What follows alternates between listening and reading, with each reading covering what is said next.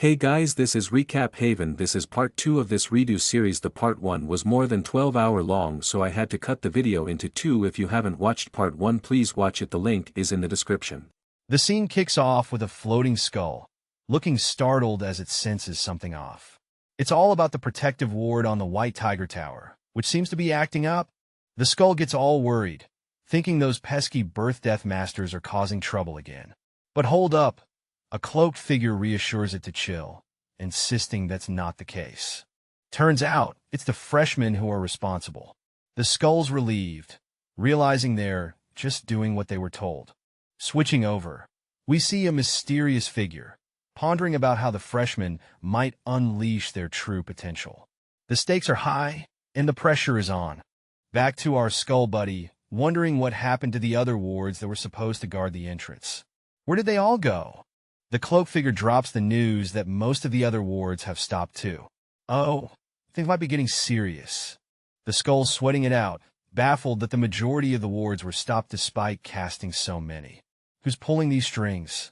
And just like that, frustration boils over with the skull muttering about a crude bastard. Who could it be? The mystery deepens. How hard did he hit it? The crowd's in shock, murmuring about the sheer impact of the hit. Meanwhile, the gang's making a break for it, sprinting away with determination. Suddenly, our main guy notices something wild. The wards are healing themselves. He's sweating, realizing these spells are no joke. They're super powerful, and if all these wards bounce back, well, that's a whole other level of chaos. Now, two more characters are darting up the stairs, urgency in their every step. The scene shifts to a fiery glow lighting up the stairway, as someone seems to be conjuring something intense. The scene ignites with a blazing serpent twisting through the air, setting the stage for something epic. Enter our hero, a blonde warrior standing defiant against the fiery threat, ready to tackle whatever comes his way. Suddenly, things go sideways as he and his friends are flung into the air, surprised by an unexpected trap. His comrades gasp in shock, realizing they've been ensnared. The urgency spikes as they struggle to regain control. Amidst the chaos, a leader among them steps up, urging everyone to mark the traps and keep the team together. "G got it?" echoes their determination. We've arrived at the grand doors of a mysterious place. The excitement is palpable. Inside, it's the Whisper Tower's break room. The crew is curious and maybe a bit in awe. For some, it's their first time here, and they're comparing it to their usual hangout spot. It's different, but they're intrigued. One of them rallies the group, insisting they focus on finding something valuable. The tension rises as they prepare for action. And they're off. Everyone scatters, ready to uncover whatever secrets this place holds. One character pauses, scanning the room with a determined look. What's going through his mind? He breathes a sigh of relief. Luckily, no one's in the break room. What's he planning now? All right, things are getting intense. Our main guy is all serious, whispering about some ominous signs. He calls out Lihan, as if expecting a ghost to pop out. But nope, it's not a ghost. Instead, we get a green-skinned, tough-looking dude making his entrance. Our hero's eyes widen in a mix of surprise and confusion, like he's stumbled into a sci-fi movie. The green dude looks like he's just walked in on a surprise party he wasn't invited to. Sweat's dripping down his face. And he's got the "what on earth is happening?" expression. "WH, what are you doing?" Our protagonist shouts, clearly baffled. Green dude is just as confused, saying he came because the dorm was acting up. But clearly, things are way off script. Our hero is quick on his feet, pointing dramatically and yelling, "Hold on, buddy. Look behind you." And Green Dude's all like, "Huh? What now?" Bam! Out of nowhere, Green Dude takes a massive hit to the face, the kind that makes you see stars. It's a knockout punch if I ever saw one. Our hero's not done yet, though. He's moving in, ready to throw down. The tables have turned, and it's about to get real. A mysterious man is sprawled out on the floor, looking like he's had better days. There's a tense vibe in the air as his fate hangs in the balance. Meanwhile, a student, feeling a bit too smug, laughs at the fallen man's predicament, claiming it's what he deserves for being arrogant. The scene shifts to a red-haired girl, looking concerned, as she questions if what they did was the right move. You can feel the tension. Back to the unconscious man, it seems there's a reason for his state. The group thinks it's better for Durian this way, avoiding more drama. Amidst the chaos, the red-haired girl and her companion kneel beside the man, discovering something crucial and looking quite serious about it. With a sense of urgency, they call out to Sir Woodenaz, claiming they've found it. Whatever it is, it's clearly a big deal. Just when you think it's settled, another character steps in, adding a cliffhanger with a simple, but leaving everyone on edge. Standing amidst a sea of identical objects, our character realizes there's not just one or two of them. This looks like a massive puzzle. As the duo assesses the situation, one of them mutters, "Tsh, I guess they're fakes. And we can't tell them apart because it's so dark. This room is playing tricks on their eyes." With no other option in sight, a decisive voice chimes in, "I guess there's no other option then. Grab them all." The plan is set, and they're going all in. A light flickers on, illuminating the room with a sudden glow. What just happened? The sudden brightness catches them off guard. One of them reacts with a startled, as the room shifts from shadowy to clear. What's next in this unexpected turn of events? Our guy, looking all serious, asks if someone's ready. But before you know it, chaos breaks loose. A fierce lion-like creature bursts in, smashing through everything. Panic mode activated. The creature goes wild, and someone desperately shouts, "Save me." Meanwhile, another dude's trying to keep it together, yelling, "I knew this would happen." With the beast causing mayhem, someone takes charge, shouting now, "Everyone run." It's a mad dash for safety as everyone scrambles to get out of the danger zone. Our tale kicks off with a mysterious figure causing quite the stir. It's all eyes on them, and you can just feel the tension crackling in the air. Suddenly, chaos erupts. A group of newcomers bursts onto the scene. Their outfits scream Blue Dragon Tower, and you can bet that's got everyone buzzing with shock and awe. Just when you think things can't get any crazier, a swift and graceful figure with flowing silver locks makes a grand entrance. Talk about making an impression. Someone shouts, "Hold on," as if they can stop the whirlwind that just blew in. But the real kicker? The realization that this silver-haired dynamo is none other than... So there's this epic face-off happening. A massive tiger is roaring, making its presence known. Our character, looking like he's in a world of trouble, stares in disbelief as things get real intense. Switch scenes, and someone is freaking out big time. They're like, "What the hell is going on?" As chaos seems to be brewing outside this towering building. Inside, the tension is palpable. A group of students, looking like they're escaping from something crazy, are rushing down the hallway. They're in full-on panic mode. Back to the tiger showdown. Our guy is dodging, narrowly escaping the beast's claws. The tiger's fierce eyes are locked in, and it's clear this is going to be one wild ride. Boom! Our heroes are in a mad dash for safety, led by a blue-haired guy who's got that determined look. It's all chaos and running, but they're making it out. One of them, catching his breath, is on the ground. The escape was a close call, but they managed to survive.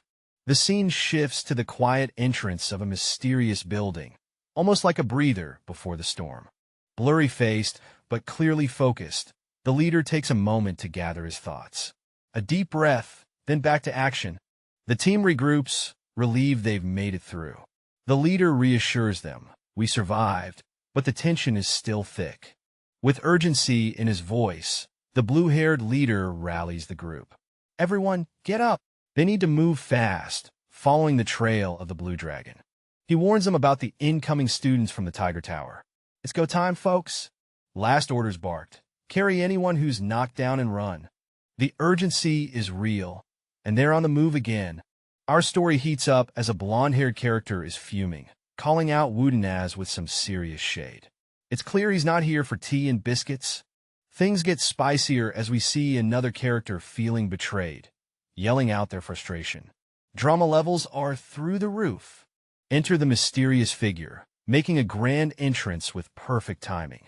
Who is this person, and what do they want? The tension builds as we focus on someone's shoes stepping forward. You know something epic is about to go down. Our mystery guy taunts, asking if the others are ready for some action. He's got that confident vibe, calling someone a bastard with flair. With a powerful command, surge forth. The energy starts crackling. This is about to get wild. Amidst a flurry of blue energy, our hero lets out an ARGH. As he battles fiercely, the intensity of the moment crackling through the air. As he crashes to the ground, his friends look on with worry. Their faces are filled with determination and a touch of panic as they rally behind him, showing their unwavering support. From the sidelines, a voice shouts "Enrego!" as two friends, one with long hair and another with a bulky frame, cheer him on with all their might. The group gathers around their fallen comrade, a mix of concern and disbelief. "Oh my God, Enrego, I didn't mean to do this to you," one exclaims, while another says, "You are so honorable." A mysterious figure cloaked and slightly sinister chuckles, "Ha! Ha! You guys will never beat Wodom," as another person, held in check, struggles nearby. In the shadowy background, the cloaked figure commands, "All of you, don't come after us.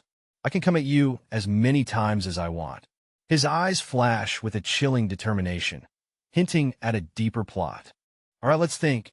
Our blue-haired hero stands under a starry sky, pondering his next move.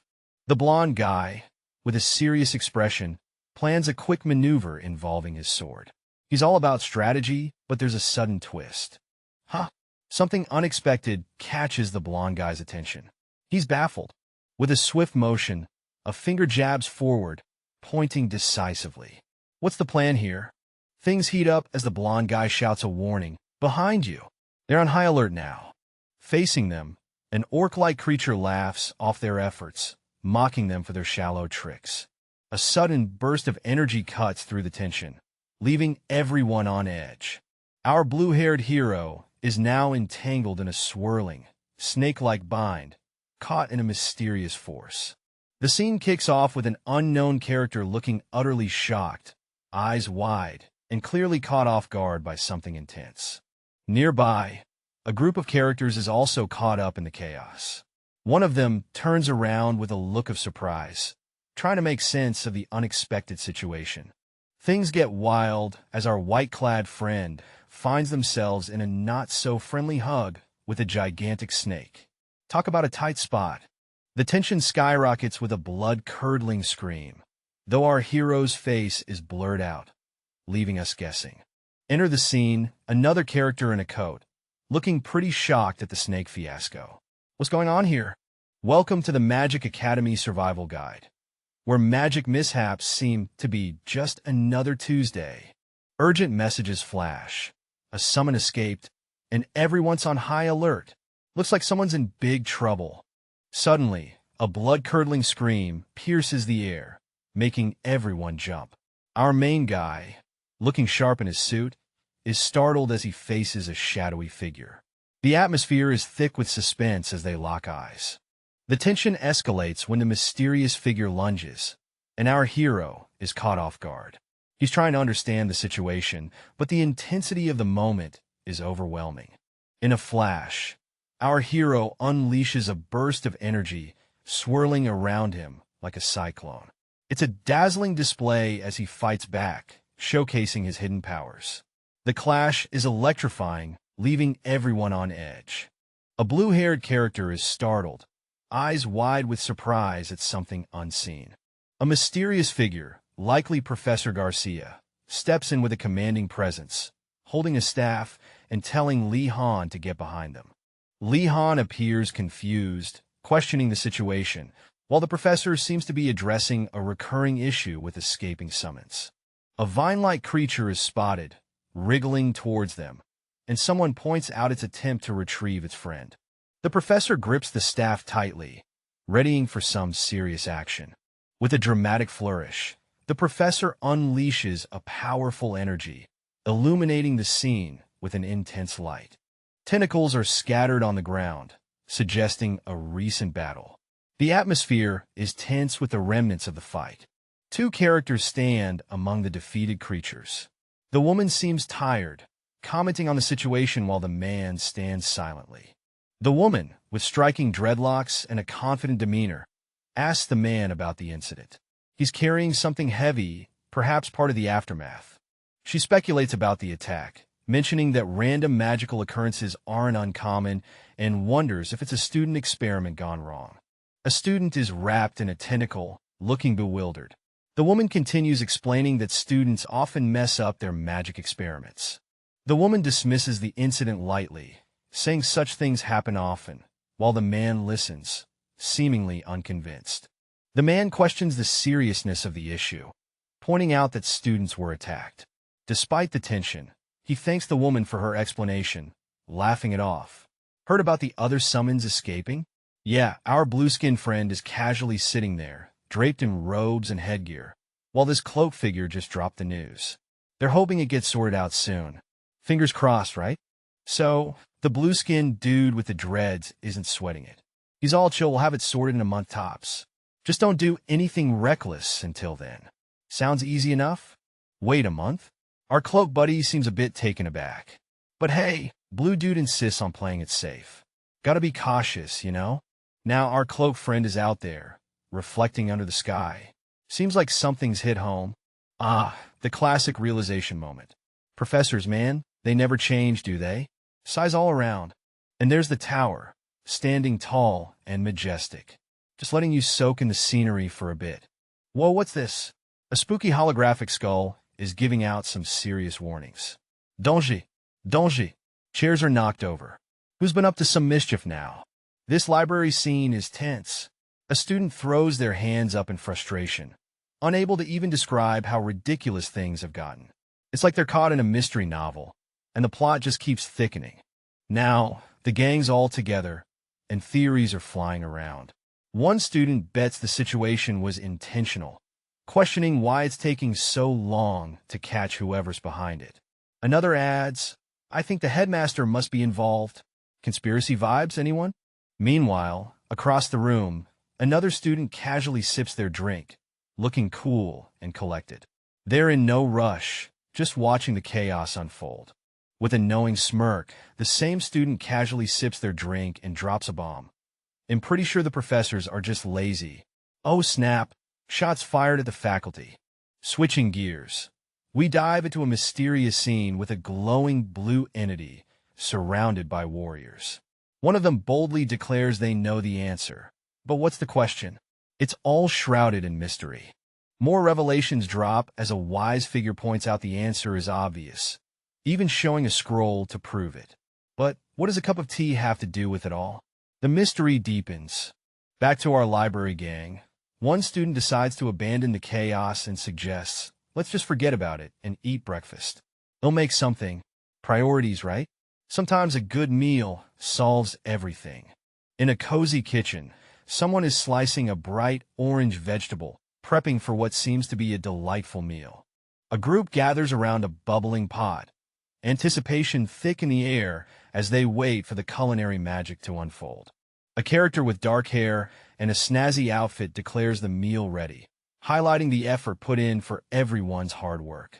The room bursts into cheers, hearts practically popping as they shower the chef with compliments.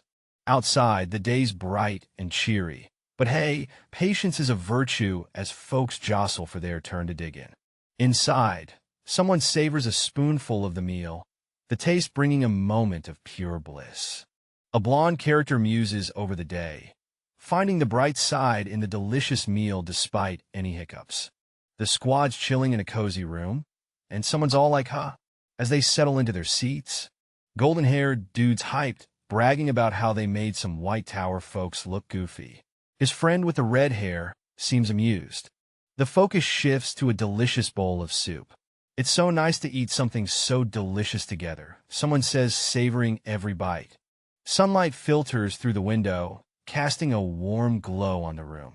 The red-haired friend looks out, caught in a moment of peaceful daydreaming. Back to the group, one of them muses, it would be great if these days could last forever as they enjoy the camaraderie. Suddenly, a dramatic voiceover kicks in, announcing students must take action on their own, breaking the serene vibe. Green-haired dude's not feeling the food anymore. Blondie's quick to jump in. Can I eat it then? Keeping the mood light. The scene opens with a vibrant redhead, full of laughter, playfully threatening a duel if a hand isn't moved away pronto. It's all in good fun, setting a light-hearted vibe. Amidst the chuckles, the redhead turns serious, asking Leon about his morning classes. There's a hint of concern behind the teasing smile. Leon, faced with the unexpected question, is caught off guard and can only muster an ah in response, hinting at some underlying tension. As the conversation shifts, we're taken outside, where the scenery transitions to a more intense vibe. Leon declares, he'll be back, setting the stage for something serious. In a dimly lit room, Leon stands surrounded by others. The mood is somber, and silence hangs in the air, suggesting a brewing conflict. A mysterious figure with blue hair appears, casting doubt with a cryptic or maybe not, adding an air of mystery and tension to the unfolding events. The scene shifts back to Leon, now outside, with someone calling his name. The atmosphere is charged, hinting at what's to come. In a shadowy alley, a towering figure with a formal outfit stands ominously. The vibe is intense, as if something big is about to go down. The figure leans in, breaking the silence with a simple yet chilling invitation. Why don't we have a talk? What could this be about? Leon is casually strolling along a wall when someone calls out to him. The sun is shining, but there's an air of mystery. The scene shifts to a green-skinned character, exuding authority in a stylish outfit. They seem determined to talk. The green-skinned figure, looking sharp, suggests having a chat. Clearly, it's about something important. Welcome to the world of Magic Academy Survival Guide. It's about to get magical and intense. The green-skinned figure stands firm, calling out to Leon once more. This convo is not optional. The green-skinned character makes it clear that any considerate actions by Leon were unnecessary. There's some tension here. Flashback to last night. Leon and friends are concerned about someone named Durgiu. What went down? Two characters are in a heated conversation. One asks what happened, while the other, with a distressed look, reveals that the assholes from the Blue Dragon Tower snuck in. Things are heating up. In another scene, a character expresses pity for their companion, saying, Woodenaz used you and threw you away. Talk about betrayal. I feel so bad for you. They continue. The tension escalates as another character, shrouded in blue flames, makes a bold move. He made himself the villain for me, the text dramatically reveals. We jump to the present where one character stands confidently while another kneels. The atmosphere is thick with unresolved tensions. Back in conversation, a character lectures, you can't really call someone a friend if they abandon you, emphasizing the importance of honor. Don't sully your honor like that. They insist. The response? A bit of sarcasm. That was touching, person. The character isn't buying the speech. I don't think that's possible. Most friend, they retort, eyes rolling. Look, they suddenly exclaim, possibly noticing something important. Woodenaz is trying to trick Durgiu again. But wait, two courageous guys step in, ready to defend Durgiu from whatever tricks Woodenaz has up his sleeve. With determination written all over their faces, they tell Durgiu to stay behind them. It's like a scene from an epic showdown.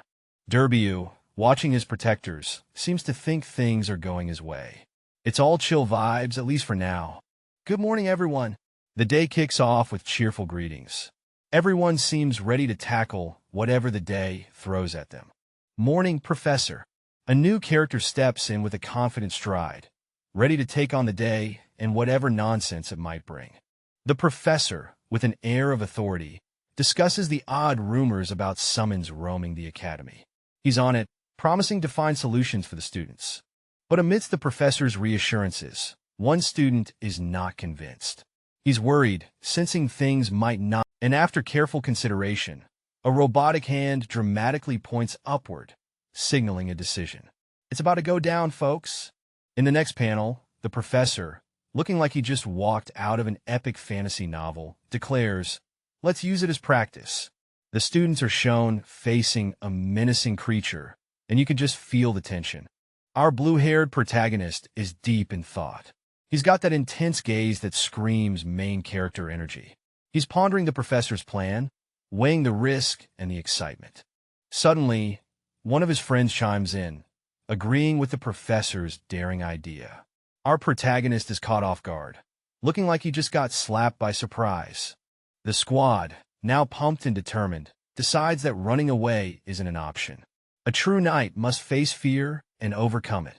They declare, looking like they're ready to take on the world. The professor, with a proud smile, admits he was ready to reconsider if they weren't on board.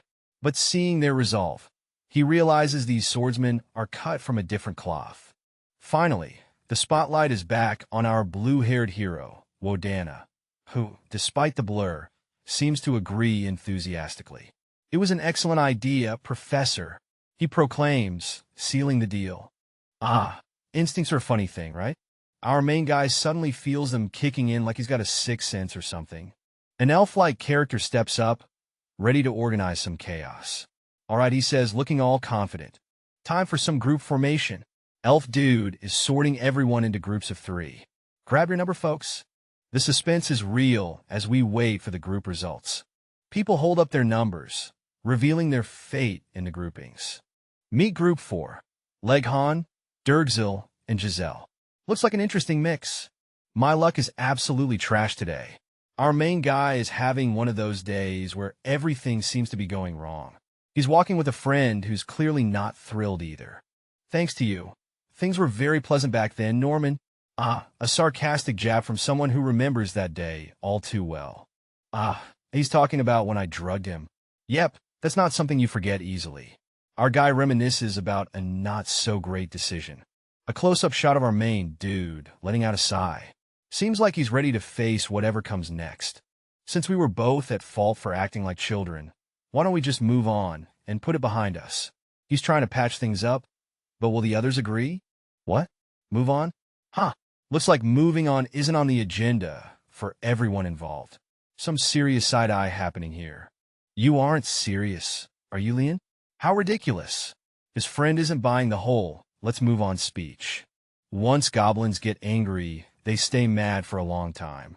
And he's from the noble house J. They never forget a grudge. Seems like this isn't going to be resolved anytime soon. I'm confident that she's plotting something against you, so be careful.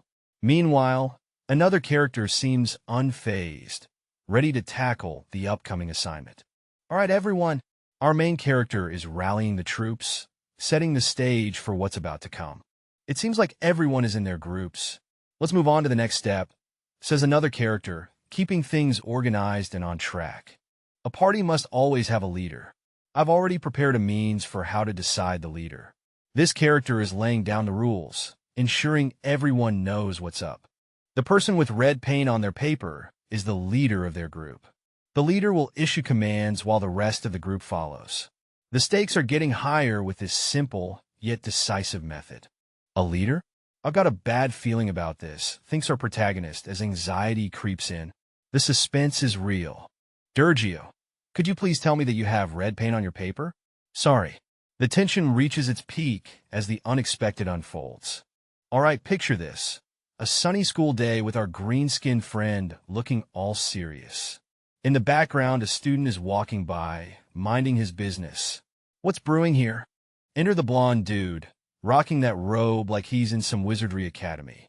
He's holding up a card, looking all smug. What's he up to? With a cheeky grin, the blonde says, "Why don't we start by calling me Captain?" He's pulling that card, literally. Up in the sky, words float around like fluffy clouds. Captain. Once more? Captain. Clearly, someone is loving the title. Back to our duo, the blonde is like, "Captain," with the other guy giving him that "are you serious" vibe. Classic. Thought bubbles pop up. Our guy's thinking some nerve he's got, but I gotta admit he's got style. And the blonde? "I'll be doing this all day, you know." Looks like a new friendship is brewing. Boom. Green guy joins the chat, making it a trio. They're all like, "What's the plan, Captain? And let's show them what we're made of." Team spirit at its best. The scene opens with an enigmatic figure, their presence marked by an aura of mystery. There's a chill in the air as a saying from the north echoes, hinting at a story of legendary courage. The tale unfolds about knights who brave the fiercest blizzards without a trace of fear, setting a stage of epic proportions. Enter Durgwyu, a character who should embody this fearlessness. Yet here he stands, visibly shaken. The twist?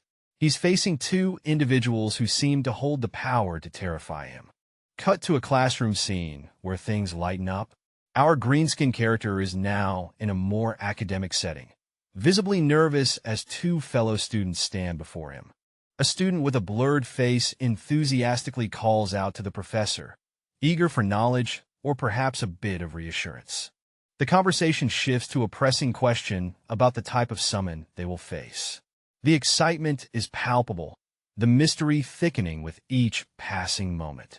The professor, shrouded in mystery, refuses to spill the beans about the summon. This leaves our curious student in disbelief. Echoing a frustrated what? An elf-like character, with a sharp gaze and serious vibe, drops some wisdom about facing challenges head-on. If you want to learn to face the unknown, don't go spoiling the surprise, he says, emphasizing the thrill of not knowing what's coming. The scene shifts to another character with blonde hair, looking utterly shocked. Whatever they're seeing has them in total disbelief, leaving us hanging on the edge of our seats. What kind of summon will we be facing? That's the burning question among the group of students gathered around. The atmosphere is tense yet filled with curiosity. The enigmatic professor, with his long hair and confident armor, drops a bombshell. I can't tell you that. The student's curiosity is met with a classic what? Of disbelief. The professor, maintaining his air of mystery, suggests that not knowing is part of the learning process. The students are left pondering his words, unsure whether to be inspired or confused. Meanwhile, a tense moment unfolds as a character with a blurred face and intense gaze stands with another student who looks shocked. Something's brewing. The title flashes across the screen, Magic Academy Survival Guide. This adventure is just getting started, and it promises magic and mayhem. Back to the group, the student with the blurred face seems resigned to the professor's teaching methods, labeling them as irresponsible yet familiar. The anticipation continues to build. Finally, one student, in a moment of exasperation, raises a fist and declares, "I expected no less from you, Professor." It's a mix of frustration and admiration, perfectly capturing the chaotic energy of the Magic Academy. We've got knights all fired up, declaring they'll overcome any hurdles. Their pride is on the line, and they're ready to show it. Meanwhile, in a different corner of the world, a blonde-haired student at a Magic Academy face-bombs at the Knights display. "Those idiots," he says. Classic. The duo, blonde and dark-haired, stroll along, the blonde one questioning what the other is looking at. The dark-haired one shrugs it off, saying they just shared a thought. Mind sync moment? Enter the greenskin character, reminding them that orders are all that matter. The blonde is skeptical, only willing to follow sensible commands. The blonde-haired student questions the green-skinned character's past actions, like putting them to sleep. A bit of history there, huh? The dark-haired guy suggests they're on the same team, but the green-skinned character isn't buying it, advising him to zip it. The dark-haired student attempts to clear up misunderstandings, but the green-skinned character isn't having it. Some things are better left unsaid. Finally, the green-skinned character shakes his head, noting the dark-haired one's special talent for annoying others. Ouch! Groups are going to enter the annex one by one, and guess what? A summoning is waiting for them. Their mission? Escape to the other side. No pressure, right? Next up, we see this grand, old-school building. A group of students stands at the entrance, probably thinking, what do we sign up for? One of the students, rocking a cool vibe, steps into the dimly lit room. The suspense is real as he ventures further inside. As the door creaks open, a sliver of light illuminates the room, adding a touch of mystery to their adventure. Outside, it's bright and sunny, but inside, it's pitch black. Our student squad is probably thinking this feels like a scene from a horror movie. Suddenly, oh light! A burst of brightness fills the room, and the students can finally see around them. Let there be light. Indeed, that light grows brighter, casting away shadows and revealing an ancient-looking hallway. Our brave group is about to step into the unknown. A student with striking blonde hair stands beneath the glow of the light, looking ready to take on whatever comes next. Let's see what challenges await them. The blonde-haired guy, clearly not thrilled, admits, "I have no choice but to admit his skills." Yeah, he's salty about it. The crew is walking down a corridor, a couple of faces blurred, but you can feel the tension in the air. Something's about to go down. Boom! The scene shifts dramatically with mystical vibes as energy swirls and something big is happening. A majestic, ethereal beast emerges, surrounded by a whirlwind of energy. It's intense and awe-inspiring. The beast's presence is powerful, and one of the characters seems to be realizing something crucial as they watch the spectacle unfold. Hold up! One of the dudes, looking quite serious, has a light bulb moment. What's he thinking? Amidst a backdrop of icy shards, an intense energy crackles, leaving our hero pondering if it's an enhancement potion. What could this mean for their journey? With a grizzled beard and furrowed brow, a man wonders aloud. Could it be that bull from before? The plot thickens. An anxious fellow, trying to play it cool, reassures himself it isn't, right? While his green-skinned buddy presses him for answers. Feeling a nostalgic energy, our protagonist realizes, "I know this power. It's from back then. Could history be repeating itself?" The enhancement potion, a game-changer from the past, looms large. Meanwhile, the green-skinned dude asks, "What's our move now?" With a wave of his hand, a mysterious figure coolly states, "Regular attacks won't cut it. Can you pour mana into your weapons?" Time to up the game. Footsteps resonate on the wooden floor, setting a tense atmosphere. Someone's about to make a big move. Our hero, armed with a sword, faces off against a magical beast. It's a showdown, man versus creature. Reflecting on the situation, he muses, "In the end, it ended up like this. Acceptance or resignation?" The strategy is simple. Surround the beast and attack. It's a risky but straightforward plan. The plan is in motion. Our protagonist and his team move in, ready to execute their strategy. The beast charges with an electrifying burst, its hooves pounding the ground with powerful energy. The scene is electric with tension as a massive bull-like creature charges forward, its roar echoing through the air. This beast means business, and it's about to get wild. Our two heroes, one with strikingly pointed ears and the other rocking a cool green complexion, brace themselves. They exchange glances filled with urgency. It's time to hustle. Meanwhile, cloaked in shadow, a figure stands firm, staff in hand. How do I handle this? They ponder, knowing it's not going to be a walk in the park. Deciding on a bold strategy, they grip their wand tightly. Rather than retreat, they're ready to bring the fight head-on. Time to flip the script, they think. With an aura of sheer determination, the figure raises their wand. "Surge forth as I command," they declare, unleashing a torrent of mystical energy. The showdown is just heating up. A whirlwind of blue energy engulfs our hero, leaving them baffled and surrounded by question marks. What's going on here? The scene flips to a chaotic fall, crashing through layers upon layers of confusion. Whoa, hold on tight. Enter a mysterious figure, sword in hand, calmly analyzing the bizarre happenings. They seem to be figuring something out. Wait, what? The figure suddenly pauses, as if something crucial just clicked in their mind. The descent continues. The mysterious direction of chaos seems oddly familiar to the figure. Just what are they realizing? The scene is electrifying as a mysterious figure, cloaked in shadows, boldly declares, "You're making the final mistake of your life." The tension is palpable as energy crackles around them.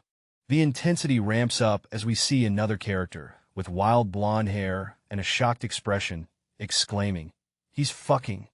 The stakes are high, and the drama is real. Blasting through the scene with electrifying energy, our mysterious fighter is caught in a whirlwind of blue aura. There's a nagging thought. Why does the direction of his battle feel so off? With a swift move, the mystery deepens. The character wonders, is something wrong with the magic? The tension is palpable, and the air crackles with anticipation. Cut to a shocked face, a mixture of surprise and disbelief. The realization hits hard. This isn't just any ordinary skirmish. It's about to get real. Welcome to the Magic Academy Survival Guide, where surviving isn't just about learning spells, but mastering the chaos that comes with it. Giselle, a sharp thinker, had a plan all along when she assigned everyone's positions. Was it strategic genius or something more? Her plan? To intentionally lure the bull toward her opponent. But the game is about to get real interesting. And just like that, it's birds of a feather. Both of them had the same sneaky plan. Who would have thought? But hold up. Our character's not about to go down without a fight. Time to step it up. They're both on the move now, sizing each other up with weapons in hand. It's about to go down. With a confident humph, the tension thickens. These two aren't backing off anytime soon. Suddenly a twist. One of them conceals himself in a burst of blue flames. Magic on the battlefield. Wait, what's this? The blue flames got way too close. Our characters caught off guard. Things just got real. In the heat of battle, our brave hero squares off against a massive beast, their eyes locked in a fierce confrontation. As the clash intensifies, a powerful icy strike is unleashed, sending shards flying with a chilling sound. The hero stands in disbelief, realizing the creature is far from defeated. It's a moment of shock as the beast seems to be unfazed. With a sudden twist, the beast's wounds heal instantly, leaving our hero in awe. This battle is far from over. With determination in his steps, our mysterious hero mutters, "Damn it. I guess there's no other choice." The atmosphere is thick with tension, and you can almost feel the adrenaline pumping. Suddenly, a burst of energy surrounds him as he challenges his unseen opponent. "Come at me." It's clear this is going to be an epic showdown. The scene shifts to a series of rapid movements, blurring the lines between reality and action. The intensity is palpable, and you can't help but get caught up in the thrill. A massive impact shakes the ground, and you hear a resounding boom echoing through the air. This battle is far from over, and it's only getting started. In a dimly lit room, two figures stand over a beast that's out cold. The air is thick with uncertainty and a hint of magic. Faced with the unexpected, the two characters are left scratching their heads, wondering what just went down. A mysterious voice chimes in, adding to the enigma. "I reveal myself in the day." What could this mean? Leon steps into the light, his demeanor calm and collected, ready to take charge of the strange situation. Someone calls out to Leon, surprised by his presence and perhaps his unexpected confidence. Leon, with a smirk, shows he's got things under control, much to the amazement of his green-skinned friend. The beast stirs, hinting at a rude awakening. Leon knows it's time to make a move. Leon and Dergiu decide it's high time to bail. They dart towards the door, hoping to slip away before things get hairy. As they make their escape, Dergiu can't shake the fear, muttering about the terrifying scene they left behind. It's clear this encounter is one for the books. Our mysterious friend is not happy. He's yelling, "I can't believe you used me again," and giving a clear warning to watch your back. Someone's got some serious beef. In a dimly lit room, two students, one looking quite orc-like, are debating a choice. One of them, Lemel, is convinced it's the right call. A serene scene of a building under a clear sky. Someone's thinking about the group dynamics, noting they won't be working together after this class. A huge, dramatic sound effect marks the next scene, a door slamming open. Something intense must just happen inside. Panic in motion. A group of students is rushing out, yelling, "We're out." Looks like they just escaped something big. Exhausted but relieved, the group sits outside, catching their breath. They look like they've been through a lot. One of the students reflects they were the last group. "I guess today's class is over." He's deep in thought about the day's events. As everyone gathers, a character with a sense of authority calls them over. Meanwhile, our reflective friend feels something is off. Walking away, one student muses about their classmates' strategies. Our group managed to defeat it after burning our mana out. How did the other groups defeat the bull? A mix of admiration and curiosity. All right, so the team's getting a pat on the back for their splendid escape. The leader's all like, you just needed to escape, not take down the beast. Cue the confused faces. One of them's thinking, wait, what? Our guy's brain is doing backflips. He's sweating bullets, realizing they never had to defeat the monster in the first place. Classic miscommunication, right? Enter the blonde detective. He's piecing it all together, suspecting Giselle might have been the one to actually defeat the monster. Talk about a plot twist. The group's now discussing their monster encounter. It's official. The beast was faster and stronger than they'd imagined. Some of them couldn't even scratch it. The leader's trying to reassure everyone. But these two in the back? Yeah, they're not buying it. They're all not us, like we knew what was up. Now, the elf leader's giving a pep talk. He's like, chill, folks. No need to be scared. We all survived, right? Easy for him to say. Suddenly, a switch to a deep lesson about facing fears. A shadowy figure is staring into a mirror, weapon in hand. Overcoming fear is the name of the game, whether it's monsters or swordsmanship. The gang's all here, and it looks like they're getting some big news. The bald guy seems to be leading the charge with a serious face, while the others are ready to roll. They're about to get their group assignments for the semester, and it's about to get real. Our green-skinned friend nods along, trying to keep up. He's got that I'm totally paying attention vibe going on. With a big grin, the green guy announces that everyone will stay in the same groups for the semester. He seems pleased with how balanced they are, but you can tell he's still a bit surprised himself. Suddenly, the green dude's world is rocked. His face screams what? As he processes the news. This is going to be interesting. Enter two mysterious figures, looking all intense and ready to make their mark. They're not here to mess around. The green guy steps into a standoff with the newcomers. Tensions are high, and everyone's sizing each other up. Who's got the upper hand? Up in the clouds, a conversation unfolds. Someone's thinking about apologizing, but our green friend suggests sticking with the plan. Maybe being the middleman isn't so bad after all. Inside a cozy room, a new character with long green hair enters the scene.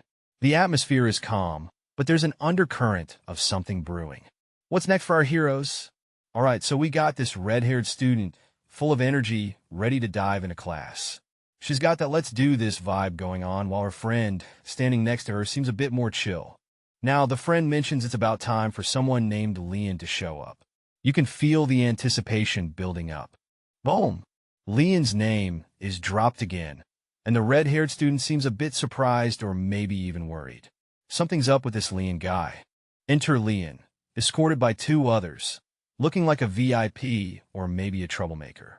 The red-haired student is puzzled, wondering why he's being treated like a criminal. The two escorts are all about protecting Leon. They make it clear they've got his back and are ready for action. Who else would protect Leon if not them? There's a dramatic flair as they vow to stand by him, no matter what. Meanwhile, another character steps in, holding a box, and drops a truth bomb about the dangerous situation they're all in. This character is recognized as a genius in alchemy, and they nod at Leon's crew, acknowledging it's been a while. Things are about to get interesting. In the bustling classroom, a wise potion master hands over a concoction designed to take down monsters. The students are in awe, especially one who's completely starstruck by the master's skills. Elsewhere in the room, there's some juicy gossip. Someone's wondering if Leon owes a favor to the potion master. Nilia, with a chuckle, admits she's curious about the same thing. The professor strides in and calls everyone to order, wondering why the students are loitering by the door. They scramble to their seats, ready for class. Kicking off the class with a casual vibe, the professor casually asks how everyone's weekend was. It's a relaxed start before diving into the real magic. With a hearty laugh, the professor asks if everyone managed to whip up their potions.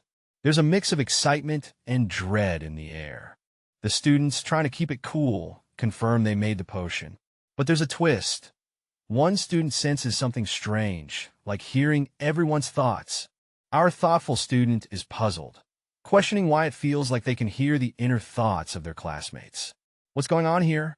In a lively classroom, The bearded professor, with a grin that could melt butter, asks his students, "Did you all make the potion?" The students, brimming with pride and a pinch of sass, confirm their potion-making triumph. One even cheekily adds, "It's better than your last one." In the midst of this potion celebration, one student is having a "wait, can I hear them?" moment, wondering why he's picking up on everyone's thoughts. The title Magic Academy Survival Guide makes its magical entrance, setting the stage for this alchemical adventure. The professor's disbelief hits hard with a "what? No way!" as he hears they all succeeded. The students cheekily remind him they worked together, urging for his praise. Despite a moment of grumpiness, the professor concedes with a regardless, "good work," acknowledging their unexpected success. Beaming with pride, the professor tells them they've crafted the Cloud Drop Spirit Refresh Potion, officially stepping into the world of beginner alchemy. The scene kicks off with a teacher, sporting a magnificent beard, evaluating potion results. He isn't impressed yet, as he eyes a row of glowing blue potions. Next up, one of those potions releases a mysterious blue mist swirling through the air. What kind of magic is this? As the mist dances up to the window, it seems to be interacting with the plants like a mystical show and tell. The teacher, holding a plant with a smirk, explains that a weak potion results in a small ember. Demonstration done. The students are wide-eyed, whispering among themselves about the potion catching fire. It's like a magical science fair. The teacher, clearly not stopping here, suggests testing another potion. What's the worst that could happen, right? Whoa! The next potion test goes wild. Flames burst out, and even the teacher is shocked. What in the world is this? A mysterious tag, labeled Lohan Wodana, appears. The plot thickens. Who's behind this potion pandemonium? Turns out, there's a usual suspect in the room. A student named Wodana is called out for the chaos. Again, the scene opens with our bearded master at his workstation, surrounded by blue potions. He's murmuring to himself, acknowledging the potion's presence, but reminding himself not to get too cocky just yet. With a confident smirk, he stands tall, declaring that the true challenge is about to begin. Things are about to get serious. Suddenly, the focus shifts to a mystical setting where today's topic is all about spirits. Mysterious and enchanting vibes fill the air. A cute spirit makes its appearance, and the master explains how spirits can boost magical performance. It's like a crash course in spirit magic. Enter our curious student, eyes wide and full of wonder. It's his first spirit sighting, and he's buzzing with questions. Do most spirits look like that? He ponders, clearly fascinated. As he continues to gaze in awe, a mysterious hand with a question mark appears, leaving him even more intrigued. What could this mean for his spirit journey? Our main dude, dressed sharp with glasses and a blue tie, stands tall at his desk. He's holding this vibrant blue potion, and you can just feel the tension in the room. What's he going to do with it? Cut to a red-haired girl, watching with an eager expression. She's all like, "Go on, drink that potion." Clearly, she's ready for some action. The pressure's on. Back to our guy, who decides to go for it. He takes a sip of the potion, and there's this intense pause. The suspense is real, folks. Suddenly, bam, a wild transformation occurs. Out of nowhere, there's this intense bearded figure, looking all fierce and mighty. What just happened? With eyes that could pierce through steel, our mysterious figure stands firm against a breathtaking backdrop where ice meets fire. The air crackles with tension as the elements clash. The scene shifts to reveal our protagonist, rocking some seriously cool blue hair, contemplating his surroundings. He's smack dab in the middle of this elemental showdown, clearly unfazed. Our blue-haired hero muses on the fire and ice spirit bones. He's impressed, noting that both have their strengths. He's ready to take them on. He declares, "All right, let's get started." With the fiery and frosty elements swirling around him, he steps forward, ready to take on whatever comes his way. Suddenly, we transition to a serene architectural setting. The calm before the storm, perhaps? It was all about the excitement, as a student couldn't contain their joy, sharing with the class how they had an incredible encounter with a spirit. It was super cool, they exclaimed, fists clenched in sheer delight. Gathered around, classmates listened intently, some with disbelief. As the enthusiastic student reveals they spoke with a card spirit and really hit it off. The classroom is buzzing with murmurs and whispers. But hold up, the teacher isn't having any more chatter. With a commanding presence, they halt the discussion, reminding everyone there's plenty of time for gossip back at their towers.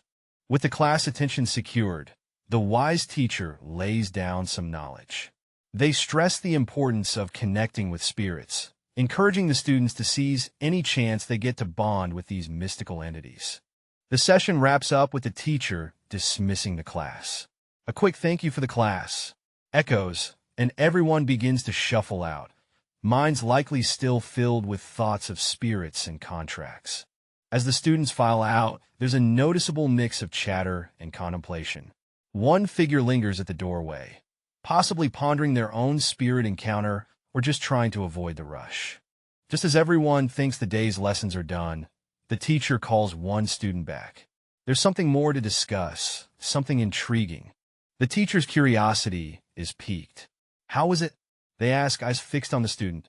Inside, the student silently hopes they haven't jumped the gun and already contracted a spirit. The tension is palpable. The tension is real as our guy is sweating bullets, clearly mulling over some big issue. And there it is, he declares he's got a big problem, and you can feel the weight of it. Enter the scene, a jolly, bearded fellow bursting with laughter, bringing in some high-energy vibes. The two start chatting, and it turns out, things aren't going as planned. The blue-haired dude is feeling ignored. He explains that the moment people saw him, they just bolted, leaving him in quite the pickle. In his encounters with various spirits, it's the same old story. They're all scared off. Looks like no matter what he does, they just keep running away. What's a guy to do?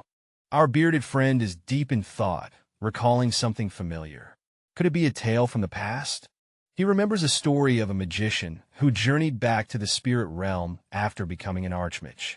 The magician's aura was so intense it freaked out the spirits.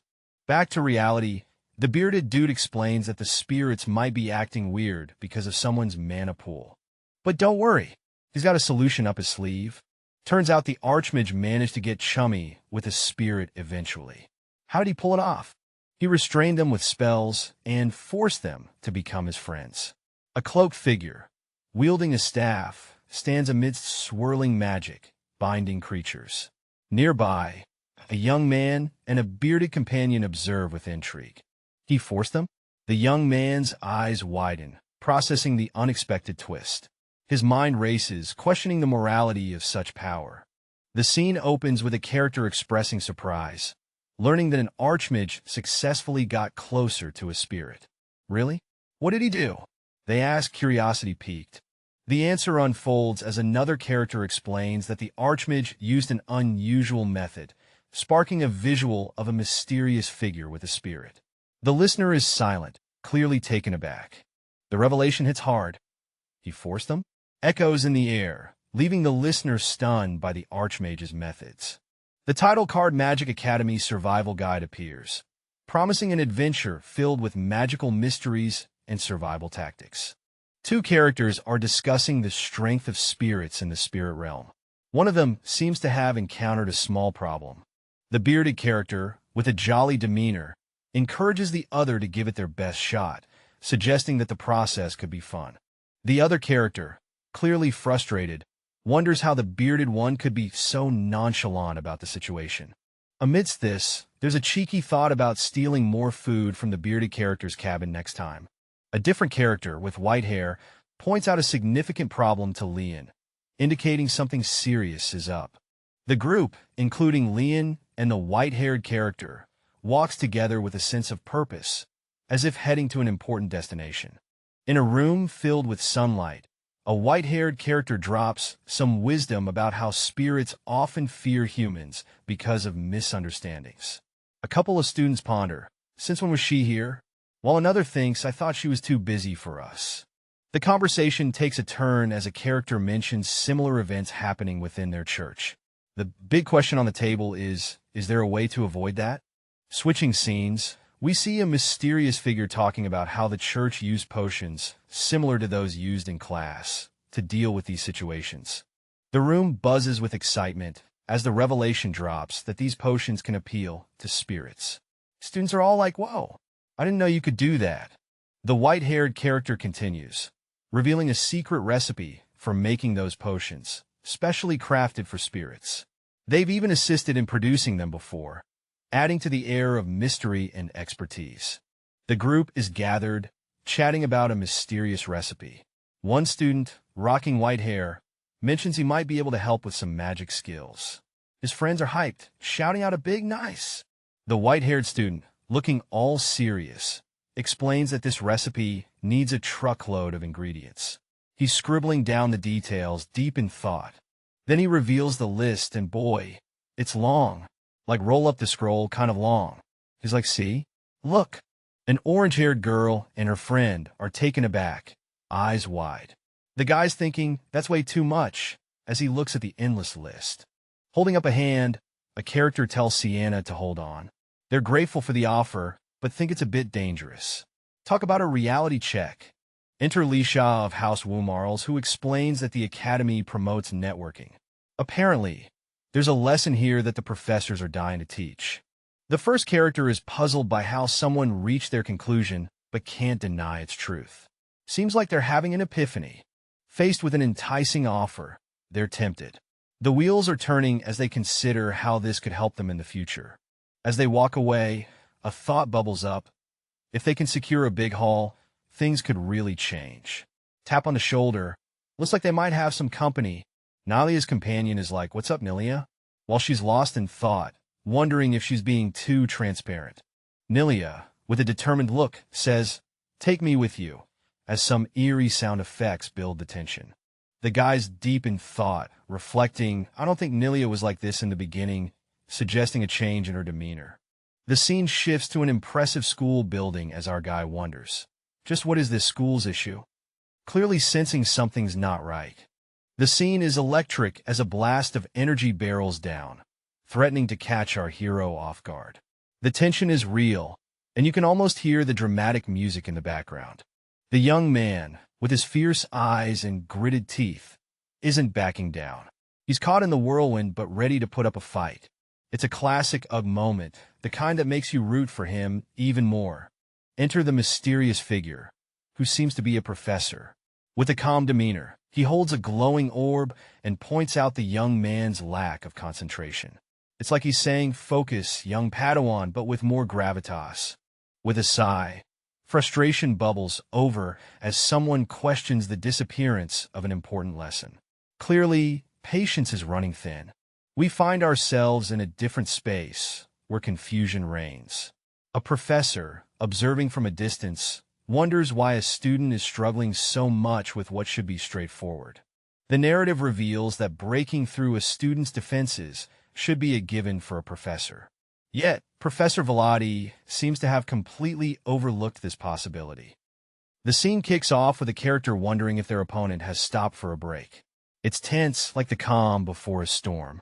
We then zoom in on the other character, who seems to be deep in thought, suspecting that our hero is trying to recreate a move from when they defeated a golem. It's all about mind games. The protagonist is having none of it, questioning the absurdity of the situation and admitting it's tougher than it looks. The struggle is real. Advice rings out, suggesting our hero is pushing too hard. Don't rush things, the voice cautions. Wise words in the heat of battle. The observer is silent, but seems to be preparing something, adding to the suspense. What's cooking in that mind? Finally, we get a close-up of intense, determined eyes, the kind that says, I got this. Professor Volid, known for his strict demeanor, is standing there, clenching his staff, trying to imagine himself as a student. It's a bizarre and rare sight, folks. The scene shifts to a young man, deep in thought, asking himself, what if I were him? He's standing there looking all intense.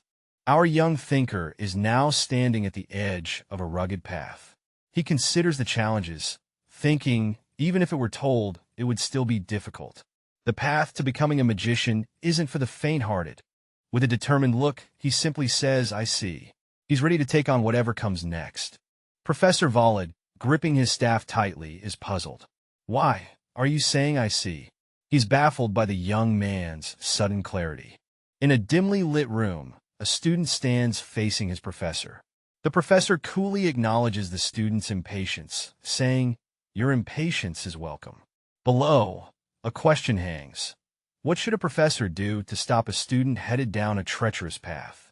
With a determined look, the student declares, "I will make you concentrate." The tension in the room is palpable as the student prepares for what's next. The scene shifts as the student calls out, "Professor?" Standing on higher ground, looking down at the professor. The narrative teases, the answer is simple, setting up for a revelation. The atmosphere grows dark and intense as the professor holds a mysterious orb, surrounded by a sinister aura. The lesson is clear. Teach them that the moment they take a step down that path. The implication is heavy as the power of the lesson looms large. The scene is intense as a mysterious character is engulfed in swirling dark energy, looking distressed. The words "I could die" hang ominously in the air, setting a dire tone. Suddenly, another character is caught in the chaos, reacting with a shout of "Ki-dash" as a powerful force bursts forth, illuminating the darkness around them. The scene opens with an intense clash of shadows and lights, creating a mysterious and suspenseful atmosphere. Suddenly, we spot our protagonist amidst the chaos, eyes wide with tension as they narrowly escape danger. Our protagonist reflects on their narrow escape, acknowledging it was pure luck that saved them from the incoming threat. The scene is electric. Our hero stands amidst a swirling vortex of energy, shouting again, as another wave of magic surges forth. Colors clash as the magical energy spirals, creating a dazzling display of power and chaos. The tension ramps up with a close-up of the swirling orb, as the magic reaches a fever pitch. Boom! A massive burst of light explodes outwards, sending shockwaves through the scene. What's going to happen next? The scene is intense as sweat drips down the young man's face. He's feeling the pressure and something big is about to go down. He's baffled, shouting, "What the hell is this?" as he notices his teacher acting strangely. Is everyone turning against him? Things take a darker turn as he wonders if his teacher is seriously trying to harm him. The tension is sky high. What the hell is going on? Our protagonist is caught in a whirlwind of confusion, feeling an eerie chill in the air. The vibe is tense, and he's wondering if things are about to go south real fast. The stakes get higher. Is the professor really going to such extremes?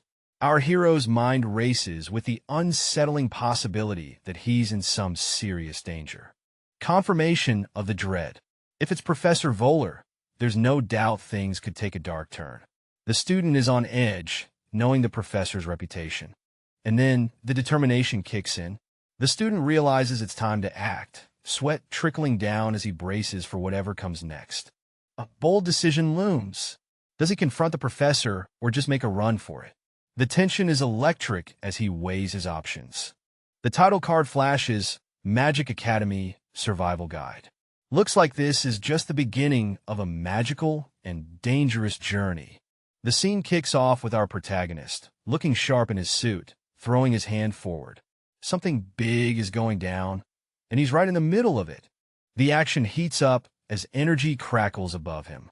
It's tense, and he's thinking, it's probably impossible, but I need to give it a shot. Then, boom, he clutches a mysterious object, and the energy starts to swirl around him. Surge forth, he commands, as waves of power crash around him. Our hero's eyes widen in surprise as the energy erupts around him. He's got something big up his sleeve, but he's not alone in this.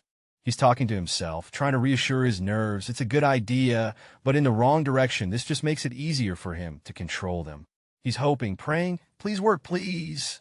Oh, shield, spread out. Our main character unleashes a spell, the air filled with mystic energy as a shield begins to form. It's all about finesse and control. The magic swirls around, creating a protective barrier. Our caster seems focused, while another character looks on, intrigued by the unfolding spectacle. The spell itself isn't particularly difficult, but it's not something you see every day. A rare trick up the sleeve that has everyone watching closely. Things are heating up as our hero is engulfed in a swirling mass of energy, bracing himself for what's coming next. The tension is real. Boom! The energy collides with a force to be reckoned with. This is some next-level action, folks. A mysterious figure with long hair turns around, clearly caught off guard. He's like, what just happened? Our hero, cool as a cucumber, observes his opponent's moves. He's figuring it all out and seems pretty chill about it. With a sly smile, our hero is definitely up to something. He's got that I've got this vibe going on. He's ready to strike back, declaring it's his turn now. The battle's about to flip. The opponent is caught in the moment, totally not expecting this. The plot thickens. Our hero is in a tight spot, facing off against an opponent with a glowing blade. The tension is real, folks. Dodging like a pro, he narrowly escapes the first strike. Talk about reflexes. But wait, what's this? A mysterious skeletal hand with a yellow ribbon enters the scene. Things are getting magical. The skeletal hand seems to have a life of its own, casting a shadow over the unfolding drama. A new face emerges, obscured but clearly pivotal to the unfolding chaos.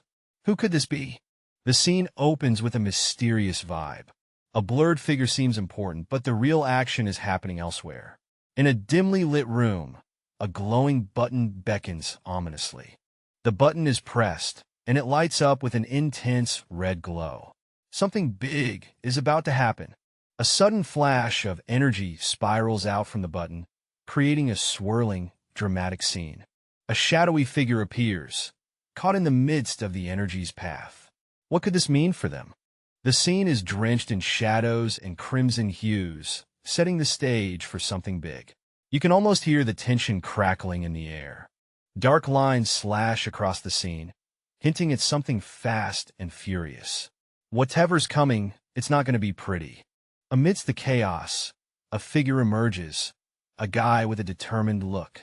He's in the thick of it, ready to face whatever's coming. A close-up reveals our guy's intense gaze. His eyes are sharp, focused, and he's clearly got something serious on his mind. Boom! A fierce exchange of energy erupts, lighting up the scene like a fireworks display. It's clear these two are not here for a friendly chat.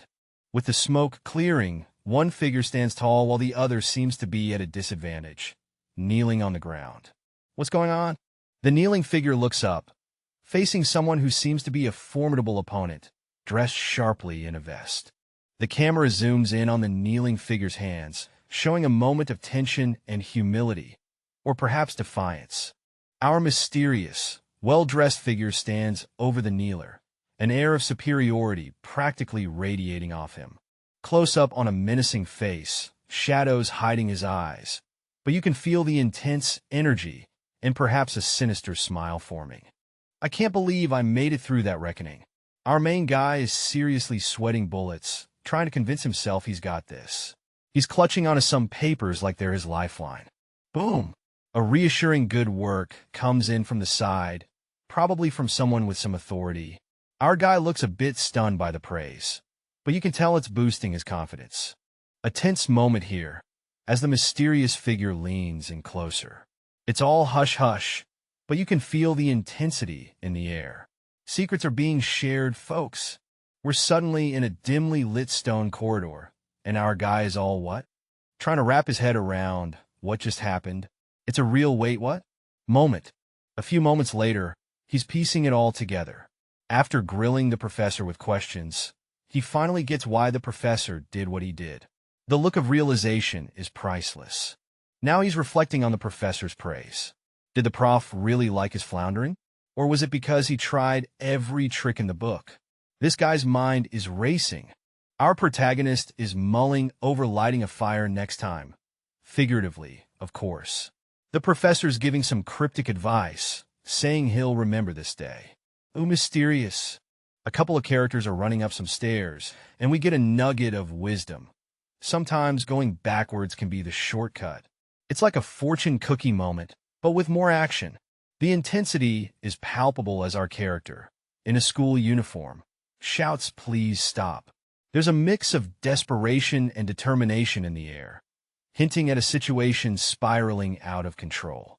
White-haired dude's chillin' when he suddenly feels a presence. Someone sneaking around, and he's like, someone's here. Boom. Out of nowhere, a mysterious figure shows up, saying, "Hello, Professor." And our guy's like, "HHH." Classic jump scare. Our white-haired buddy confronts the newcomer, asking why they look like they've been through a zombie apocalypse. The response? "Oh, it's nothing." Real convincing, huh? Turns out our mysterious visitor had a super intense class with Professor Volva. White-haired dude's all like, "Why would you do that?" With a stack of books in hand, the mysterious figure tries to play it cool, saying, "It's nothing." But who's buying it? As they stroll, white-haired guy asks, "Do you have any questions about the academy?" The other dudes just like questions. Oh. Then, out of left field, our white-haired pal wonders, is it possible to get beasts that can fly in the academy? Mysterious dude's like, "Why do you ask that?" While imagining a flying beast. What's going on in that head? Under the moonlit sky, we've got a young dude with an academic itch, chatting with a blonde pal. He seems clueless about something called the White Horse of the Griffin. The conversation shifts to the vast academy, home to mountains, lakes, and dragons. If you squint hard enough, you might spot some flying beasts. Our young man's curiosity grows. If he finds one, can he tame it? It's a tough gig, even for seasoned tamers. The young man's hands reach out, perhaps pondering the weight of the challenge ahead. In a moment of determination, he asks if he could learn taming skills when the blonde companion is free. It's all for the sake of his escape plan. The blonde-haired companion is taken aback by this sudden burst of motivation to tame monsters. With a smile and a sparkle, the blonde agrees to teach him everything he knows. A new adventure in taming begins. Under the soft glow of the moon, a voice echoes through the leaves, reminding someone not to forget a lesson that's crucial. What's this lesson about? The power it holds, apparently. Professor Garcia steps into the spotlight, greeting everyone with a friendly wave. The students respond with enthusiasm, clearly fond of their professor. The scene shifts to a student's relief, thinking about how Professor Garcia doesn't induce anxiety like some other teachers. Flashback time. The students recall Professor Morton, who taught them black magic last week. Their reactions are less than thrilled, with some outright refusing to relive it. Back to the present, Professor Garcia is ready to lay down the plan for the week. The anticipation builds up. A mysterious footstep echoes in the hall, adding a hint of suspense to the classroom's routine. Another professor is on the horizon, ready to teach some serious magic. The atmosphere is charged with curiosity and a bit of tension. Students are on the edge of their seats, literally bursting with excitement. Green-haired and white-haired characters are particularly animated, holding hands in anticipation. The room is alive with the buzz of eager learners. Professor Garcia stands before the class, feeling the warmth of the enthusiastic welcome. The students are ready for an engaging lesson. A mysterious figure, cloaked in shadow, seems to be observing the scene, hinting at a hidden agenda. Their presence adds an air of intrigue to the classroom vibe. The mysterious figure reflects on the situation, suggesting that what they have in store will be quite enlightening. This adds an extra layer of suspense to the scene. Professor Garcia's reputation precedes them, with students voicing their admiration. The professor is about to dive into the lesson, and everyone is ready for what promises to be an enlightening session. In a magical academy, students are buzzing with excitement as the teacher asks, "Who's interested in summoning magic?" Hands shoot up, and you can feel the eagerness in the air. Our main guy, rocking some serious contemplation vibes, wonders just how powerful summoning magic could be. Dragons, maybe? The possibilities are endless. The teacher drops some wisdom, hinting that summoning magic isn't just a fairy tale. It's real, and it could be life-changing if luck's on your side. With a knowing smirk, the teacher appreciates their enthusiasm, but there's a twist. Not everyone is cut out for this magical journey. Only a select few students have what it takes to learn summoning magic, the teacher warns, adding a layer of intrigue to the already intense atmosphere. In a grand lecture hall, A professor tells the students that summoning magic is no walk in the park. It's tough, and if they're only here because it's the latest craze, they're in for a rough ride. A close-up of a student's face shows he's deep in thought. The wheels are turning in his head. The student reflects. That's what a professor should be like.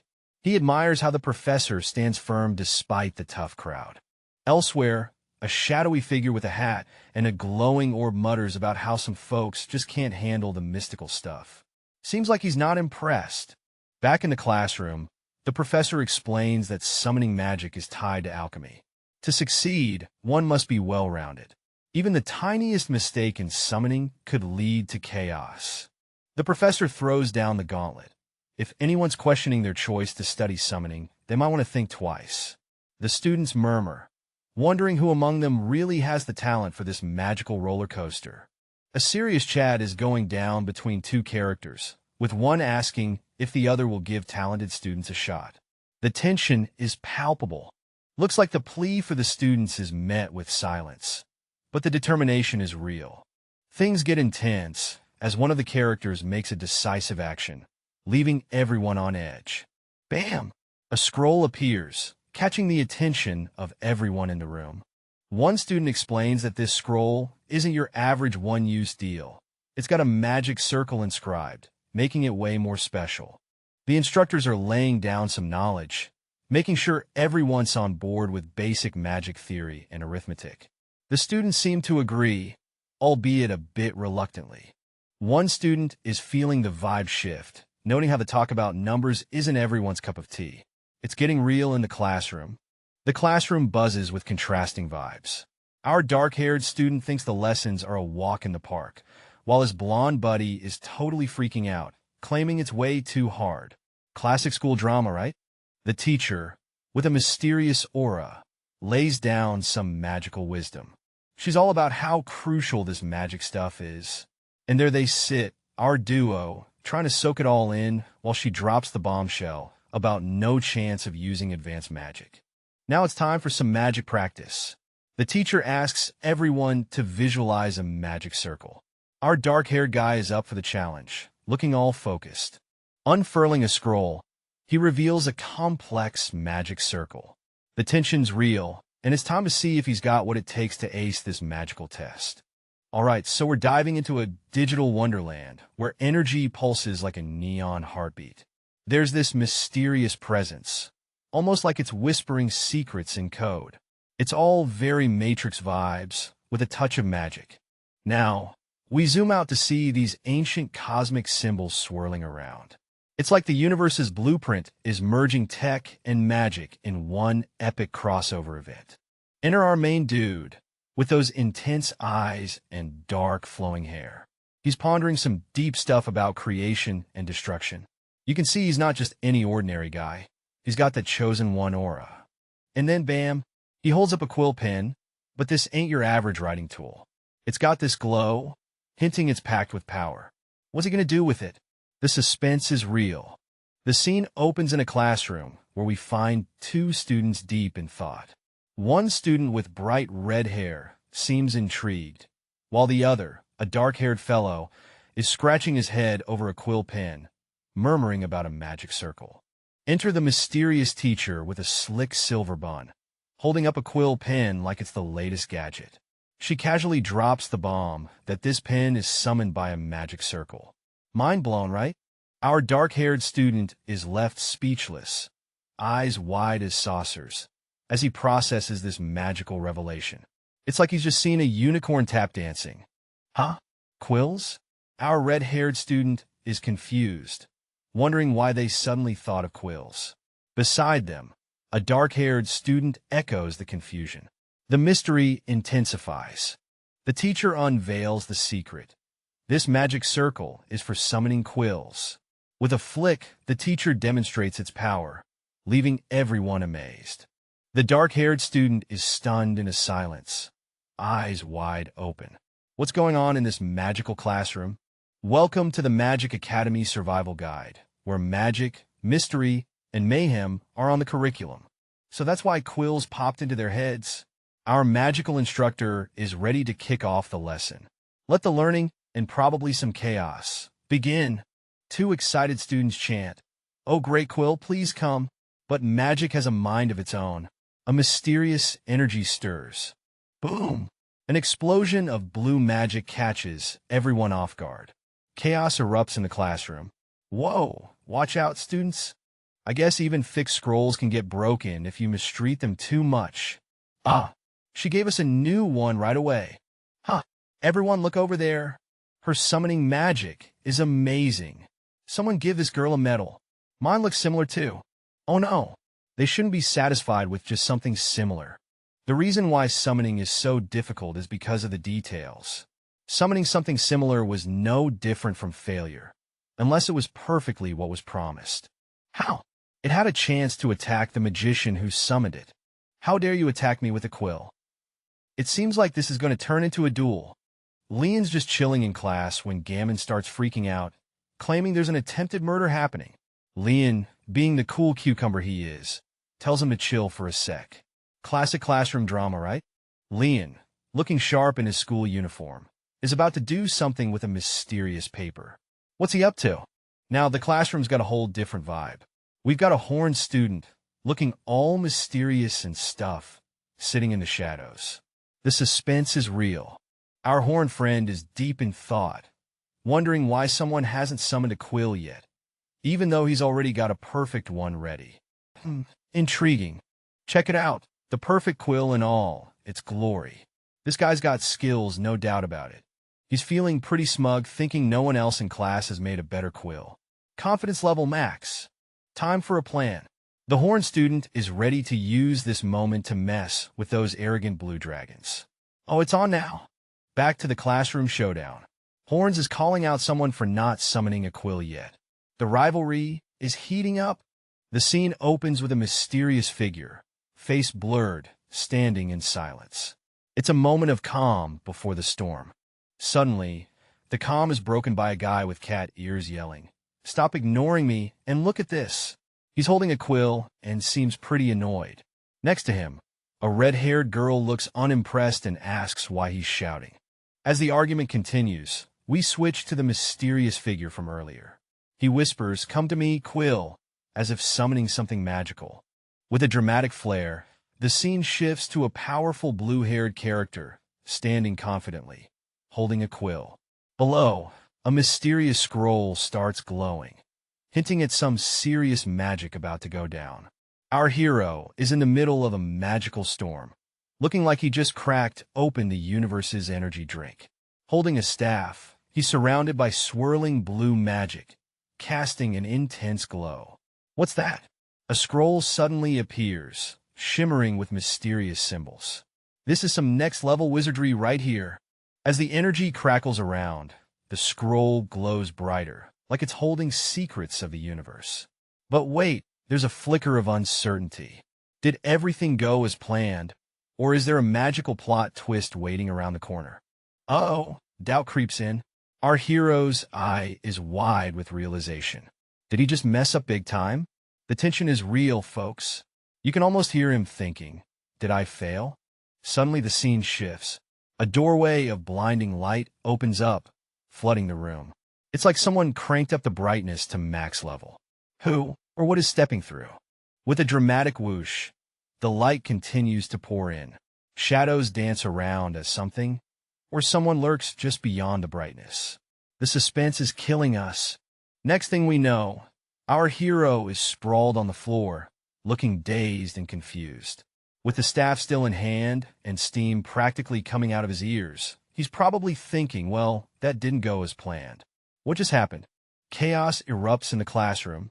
A red-haired girl is startled, shouting, "W, what was that?" Everyone's on edge.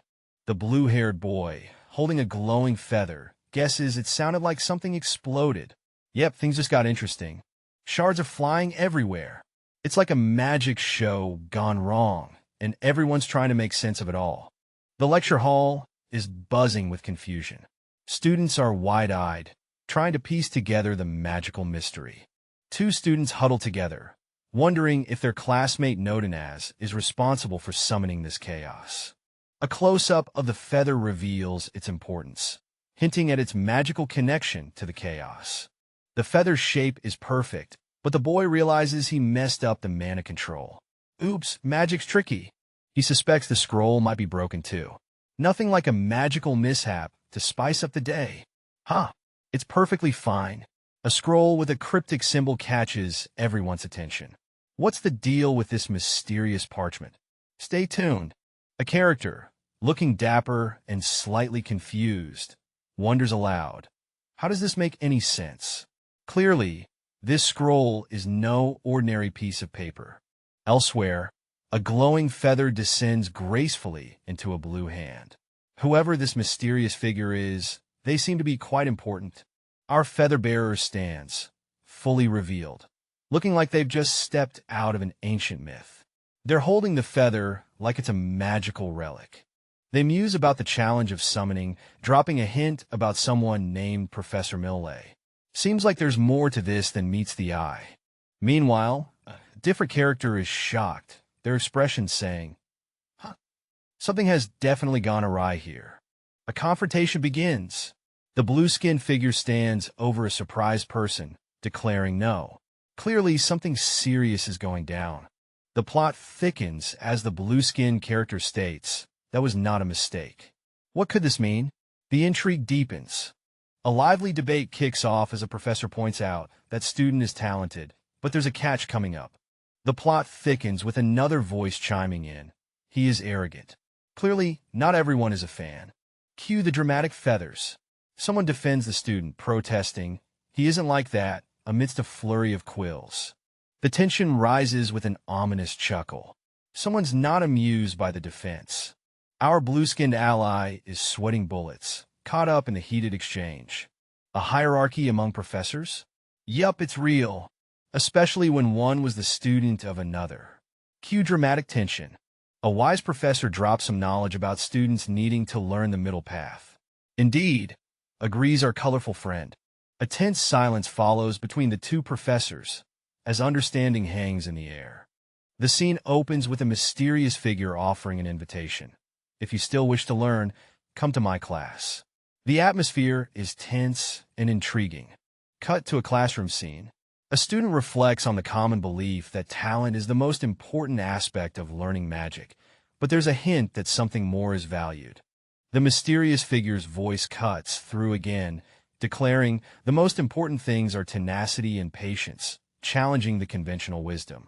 Reiterating the point, the figure emphasizes again tenacity and patience, leaving students pondering the real secrets to mastering magic.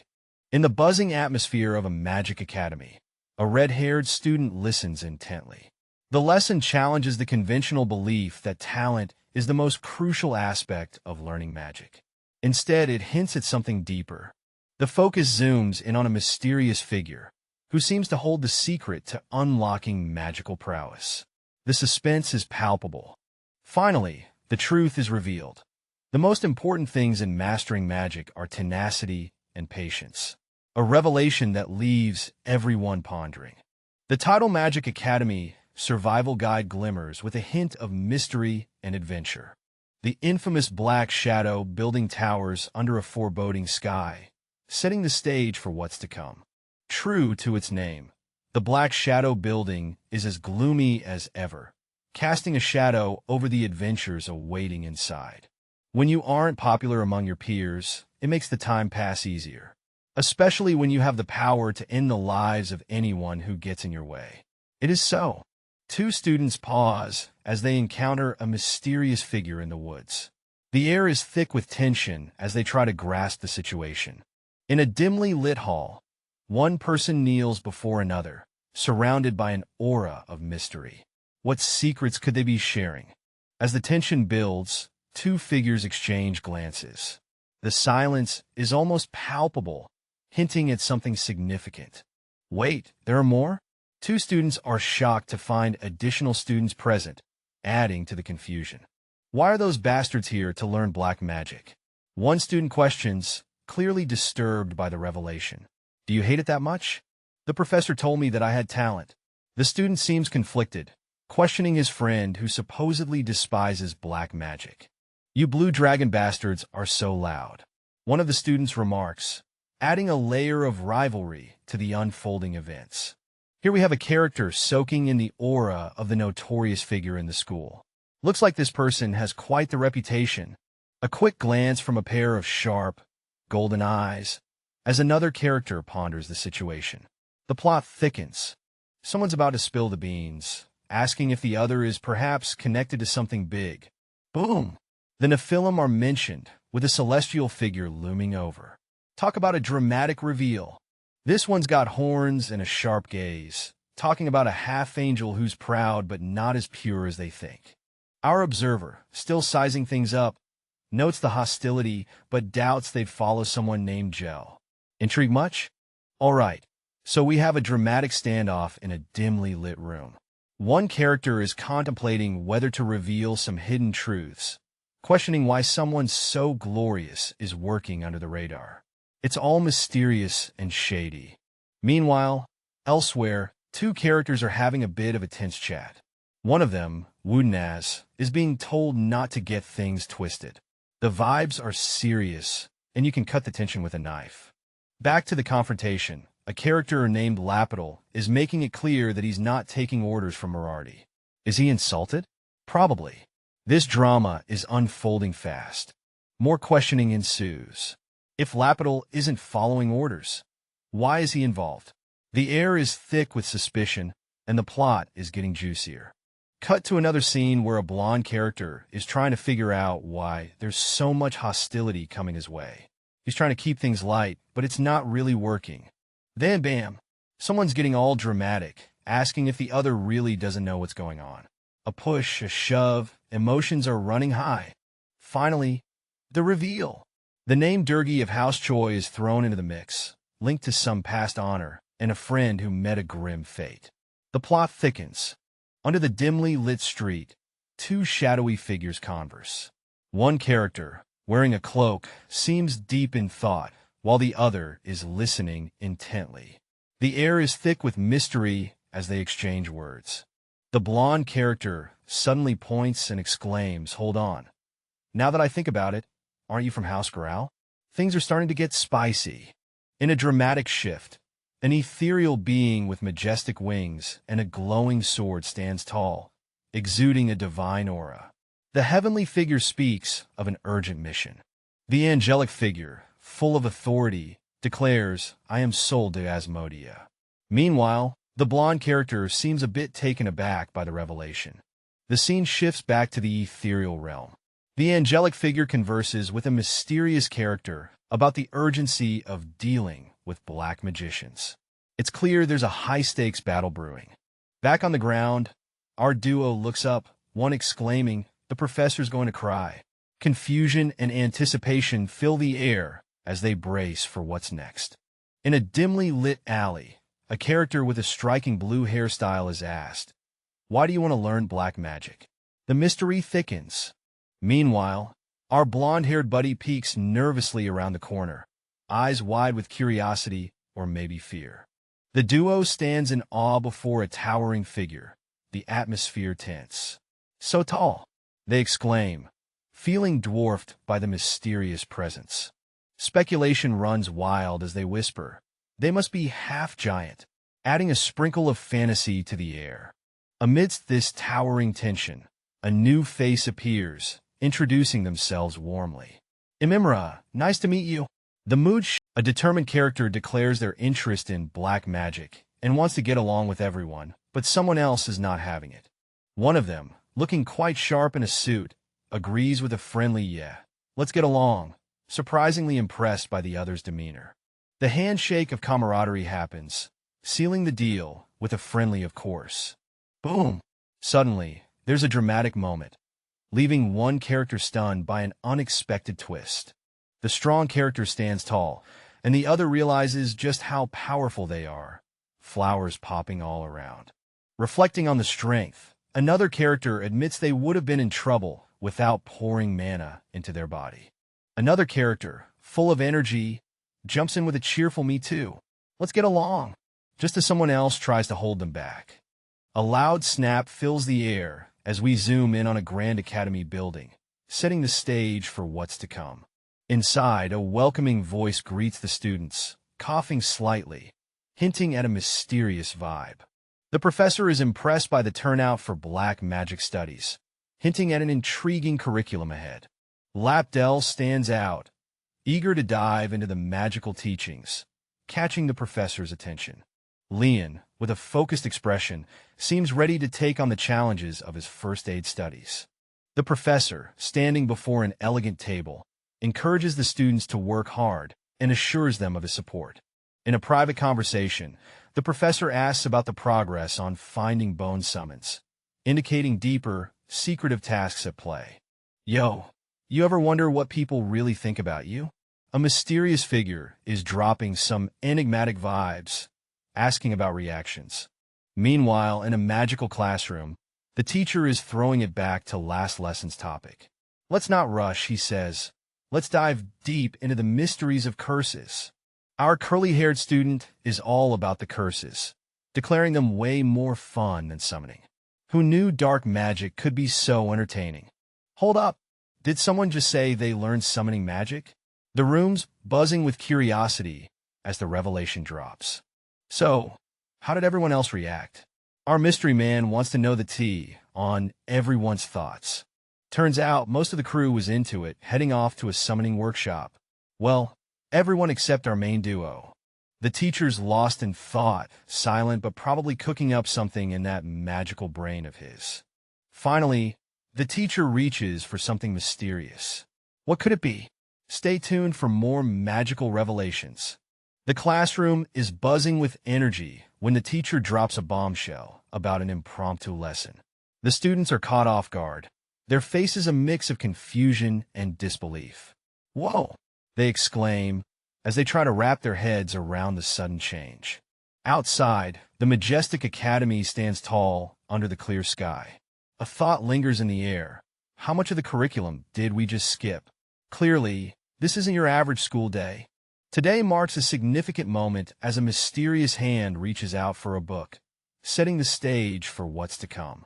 In the classroom, the teacher drops a bombshell announcement, leaving the students gasping in shock. No way! They exclaim, clearly overwhelmed. Outside, amidst the grand architecture, a question lingers. How much of the curriculum did we just skip? Clearly, things are moving at lightning speed. A majestic castle stands tall under a mystical purple sky, setting the scene for some serious magical vibes. A lone bat flits by, hinting at the secrets hidden within. The title flashes across the scene, Magic Academy Survival Guide. Oh yeah, we're diving into a world where spells, potions, and a little bit of chaos are the norm. Inside the academy, a wise-looking professor, draped in traditional robes, addresses the students. I doubt you students know this, but he begins diving into the intricacies of summoning magic. But one student isn't just here to listen. They've got a burning question ready. A curious student pipes up. Don't we need bones to summon the undead? The professor explains, we did, but now we use officially authorized corpses. Yep, they've got a legit supply chain for zombies. 3 students are chatting about black magic in their school, with one of them confidently claiming it's still around. The others seem to agree, but one can't help but think the speaker is stating the obvious. An older teacher steps in, addressing a student. He assures him that he won't be asked to summon a full undead creature, warning about the potential dangers. The teacher continues, ominously explaining that mishandling such magic could lead to the magician's death. The mood in the room gets tense as he makes his point. One student, with a head full of blonde curls, nervously wonders why the teacher is saying this now. He shares a personal scare, recalling a near-death experience with a rogue magic quill. The room is buzzing with tension as a character in a sharp suit and tie stands up, clearly agitated. He's pointing and making his case, but what's he so riled up about? Maybe it's the stakes or the pressure, but whatever it is, it's got him fired up. Cut to a silver-haired dude who's not messing around. He's shrouded in some mystical vibes, casting a spell with a look that means business. The magic swirls around, drawing energy towards him, and you can feel the intensity rise. Now, there's a mysterious figure caught in the spell's grip. The energy is swirling, and the tension's thick enough to cut with a knife. What's going down here, and who's going to come out on top? The air is thick with tension as a group of shadowy figures huddle around a table, their expressions unreadable. The room is bathed in an ominous purple glow, giving everything a supernatural vibe. What are they plotting? Out of nowhere, the ground trembles as a skeletal hand bursts forth, shattering the calm. The hand reaches upwards, its bones clattering in the eerie silence. The skeletal hand is fully revealed, its fingers twitching in a rhythmic dance. The sight is both fascinating and terrifying, leaving everyone wondering what dark magic is at play. The scene opens with a mysterious figure showing off a skeletal hand, dripping with dark magic, reaching towards a desk. It's a sight that's got everyone holding their breath. Zooming out, we see a group of students sitting at desks, eyes wide and jaws dropped, clearly blown away by the spectacle. One of them can't hold back and exclaims, "That was so cool." The mysterious figure, sporting slick silver hair and a cloak that screams "I'm important," drops some wisdom. Everyone dreams of summoning magic, he says, but it's no walk in the park. As the scene shifts to a more mystical vibe, the figure explains that while some can summon creatures from other realms, commanding them is a whole other beast. The visuals show a summoned creature towering over a summoner, hinting at the chaos that can ensue. Things get spooky as a character emphasizes the need to find ways to connect with the living dead. What could they be planning? Two characters are chatting away, debating how to approach this undead situation. One of them suggests trying a secret method to get closer. Our enthusiastic blonde character decides to dive in and test things out first. Bold move, buddy. A moment of silence as another character seems to be deep in thought. What's on their mind? Curiosity peaks as a student asks the professor if there are any undead who scare easily. Now that's an interesting twist. Amidst a serious conversation, a character states there aren't any problems because most people aren't aware enough to fear. Suddenly, a dramatic close-up reveals a shocked expression as something unexpected happens. A hand starts trembling uncontrollably, indicating rising panic or fear. The camera zooms out to show a person standing behind a podium, visibly shaken and trying to maintain composure. In the middle of a kitchen drama, someone is scratching their head, wondering if today's ingredients have gone rogue. Another character jumps in, cool as a cucumber, saying, "No, it's not the ingredients. Everything else checked." The scene opens with two characters in a classroom setting, standing by desks. One of them asks, "Are you sure it's fine?" The other confidently replies, "Of course." The focus shifts to the younger character explaining, adjusting to the student's level is one of the benefits of black magic. The older character expresses doubt, saying, "I don't think this is adjusting as much as it is just you being impulsive." Meanwhile, the younger character beckons him to follow. A close-up shot of a foot stepping forward adds tension to the scene. In this dimly lit room, two figures are standing over a mystical circle. The older one, with a commanding presence, instructs the younger man to chant a spell. The atmosphere is thick with anticipation. The younger man, his face partially obscured, seems to be contemplating the task at hand. A sense of responsibility weighs heavily on him. As the ritual begins, a glowing scroll falls onto the circle, casting an eerie glow and heightening the tension in the air. Whispering incantations, the young man continues the spell, his voice barely audible, yet powerful. With a dramatic flair, he completes the chant, boldly calling out, "Come out, bone hand," as a mystical light gathers in his hand. The scene is intense. A figure grips what seems to be a bat, but it's not just any bat. It's glowing with a mysterious purple energy that swirls around it. Something big is about to go down. The camera pans to a trio of onlookers. They're dressed sharply, eyes wide with anticipation. Whatever's happening, it's got their full attention. Are they allies or just curious bystanders? The focus shifts back to one of the trio, a guy with a sharp gaze. The purple glow reflects in his eyes, hinting at something hidden beneath the surface. What's he planning? In the midst of a swirling, shadowy vortex, a dark energy pulsates, crackling with an eerie intensity. The atmosphere is charged, hinting at something big about to unfold. The energy begins to solidify, forming a distinct shape, as if something is about to emerge from the depths of this mystical void. A mysterious figure stands firm, holding a staff, enveloped by the tendrils of this dark energy. The aura around them suggests immense power and a connection to this otherworldly force. The scene is drenched in shadows as an ominous figure starts a mysterious ritual. The atmosphere is thick with tension as the dark magic begins to take form. From the swirling purple mist, a skeletal hand emerges, fingers stretching out with an eerie glow. It's like something straight out of a horror flick. As the mist clears, a young guy in a school uniform stands tall, clutching a staff. He looks like he's ready to take on whatever supernatural force he just summoned. The scene kicks off with a young dude, eyes sharp and curious, asking, "Did it work?" He's got that vibe of someone who's just pulled off something big, or at least hopes he did. The suspense thickens as we shift to a shadowy figure, the professor, who's just standing there like a statue in the rain. Our guy's thinking, why isn't the professor saying anything? Talk about awkward silence. Enter the mysterious, cloaked figure with a skeletal hand, looking like he's straight out of a dark fantasy novel. He's got that intense gaze, like he's about to drop some ancient wisdom or a wicked plot twist. The camera zooms in on the cloaked figure's face, capturing his eyes filled with a mix of wisdom and mystery. Whatever he's planning, it's bound to be something major. Boom! The skeletal hand is now wrapped in chains, with a voiceover dropping knowledge. A summoning spell's chant is like the chains that restrain the summoner. Spooky stuff, folks? Alright, so we're diving into a world where beginner magicians are struggling with some seriously tricky chains. These aren't your average hardware store chains. Think more magical and menacing. The scene shifts to a seasoned magician, looking all intense.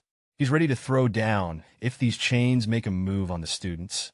He's got that determined glint in his eye, like he's about to send something wicked back to where it came from. Suddenly, a ghostly hand materializes, and our magician's eyes widen. Things are getting real spooky, real fast. Another magician steps in, and there's a quick exchange. Don't move. They'll cancel the summo. But it seems like the stakes just got higher. Are they about to face something big? In the heat of the moment, one character whips out an intense attack, energy crackling through the air. But wait, it's quickly deflected, leaving our hero unfazed and ready for more. The dust settles, and two figures stand shoulder to shoulder, eyes glued to a fallen object on the floor. The tension is palpable, folks. Silence fills the room as the two exchange a knowing glance. Something big is brewing, and it's about to go down. Outside, the scene shifts to a majestic building, its towering spires piercing the sky. The calm before the storm, perhaps? The scene opens with an older man, distinguished by his silver hair and elegant robes, sipping tea in a grand library. He exudes an air of wisdom and mystery. The conversation shifts to a cozy room where the younger man, looking sharp in a suit, asks if there's a way to lower something ominous. The older man, now across the table, questions why he would want to lower such a unique talent. The older man, with a calm demeanor, advises the young man not to get too close with the owner of a certain power. The young man, clearly frustrated, mutters a sarcastic thanks, thinking how unhelpful the advice is.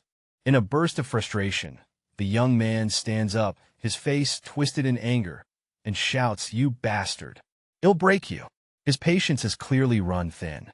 Amidst a dramatic scene, our blonde hero, with an air of authority, shouts, "Get over here," while grabbing someone by the collar. You can almost feel the tension in the air as mysterious hands reach out around them. Our blonde protagonist's face is now flushed with a mix of anger and determination.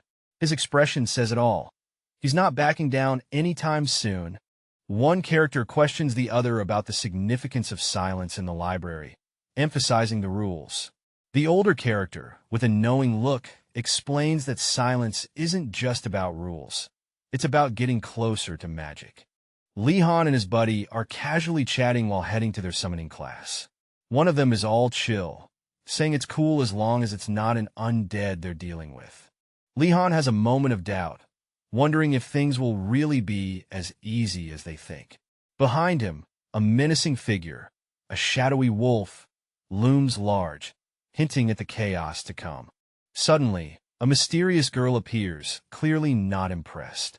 Her loud "How dare you!" echoes, leaving Lee Han and his friend in a bit of a pickle.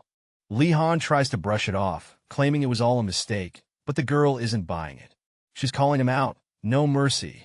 In the classroom, things are heating up, students are busy with their summoning, and Lee Han seems caught in the middle of some magical chaos. The scene opens with a mysterious figure standing confidently, while a silver-haired character is walking away, seemingly lost in thought. Suddenly, the silver-haired character stops and turns, calling the mysterious figure a wicked bastard, setting the stage for a tense confrontation. The mysterious figure, with a sly grin, reveals a glowing weapon, and things are about to get real intense. The silver-haired character reacts quickly, but it seems like the attack has already begun, with the weapon making its deadly arc. A shocking moment as the attack hits, with the silver-haired character visibly injured, leaving the scene in chaos and uncertainty. In a dimly lit scene, a mysterious figure examines a pendant, lost in deep thought. Ledgard, with his striking blonde hair, stands nearby, pondering the situation. The scene shifts focus to a quiet cobblestone path, hinting at the calm before the storm. Our characters arrive at the Grand Spirit Ritual Hall, its majestic architecture highlighted by the sunlight. This is Professor Millis' domain, a place of intrigue and knowledge. Walking through the vibrant courtyard, the pair notes the difference from the foreboding Black Shadow building. A rainbow hangs over a peaceful pond, adding a touch of serenity to their journey.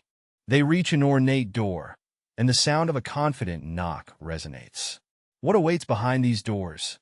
Two young dudes step into this grand library, looking a bit out of place. They're greeted by an elderly woman who's got this aura of authority. She's talking about prior engagements, setting the stage for some kind of formal meeting. The elderly woman, with her silver hair and elegant attire, seems unfazed, but there's a hint of something deeper in her words. She says there's no need to be leaving everyone hanging. The young guy with the dark hair seems surprised by something. It's like he just heard some shocking news but can't quite process it. The elderly woman softly says sorry. It's a simple word, but coming from her, it feels loaded with meaning. The young man, looking puzzled, wonders what just happened. He notes that she seems surprised to see him there, adding layers to the mystery. His mind races, piecing together memories, trying to figure out the connection. Could this be something from his past coming back to haunt him? The blonde guy is left scratching his head, looking around the library, as if he's trying to find clues. The atmosphere is tense, and questions hang in the air. Professor, where are my friends who arrived before us? The student with the golden locks asks, eyes wide with curiosity. They had already had their lesson and returned with their assignment. The professor replies, all cool and collected. I see, says the student, clearly processing the info. You can almost see the gears turning in his head as he absorbs the news. Wait, assignment? The second student chimes in, eyebrows practically leaping off his forehead. I already have enough assignments from other classes as is, he exclaims, clearly feeling the pressure. The professor raises a hand with a dramatic flair, and suddenly, magic lights up the room. The students watch in awe as the mystical display unfolds before their eyes. The magical show continues, leaving the students in awe. Suddenly, a book materializes in their hands, almost like magic delivery service. Take a seat, both of you, the professor instructs, gesturing to the seats in front of him. The students shuffle over, clearly intrigued by what's coming next. Read the book and annotate it. Then solve the questions, the professor commands, laying down the academic gauntlet. The students glance at each other, knowing they've got their work cut out for them. Questions about principles and their practical applications are floating around. Looks like someone's deep into some serious textbook action. All right, we've got a character who seems to be pondering over something, but their face is a mystery for now. Boom! This textbook is apparently top-notch. Our characters clearly impressed, saying they've seen their fair share of books, but this one's a cut above. Most textbooks just aren't that cool, but this one? It's got some serious flair, making our mysterious reader's goals seem a bit more doable. But hold up! This book isn't like the others.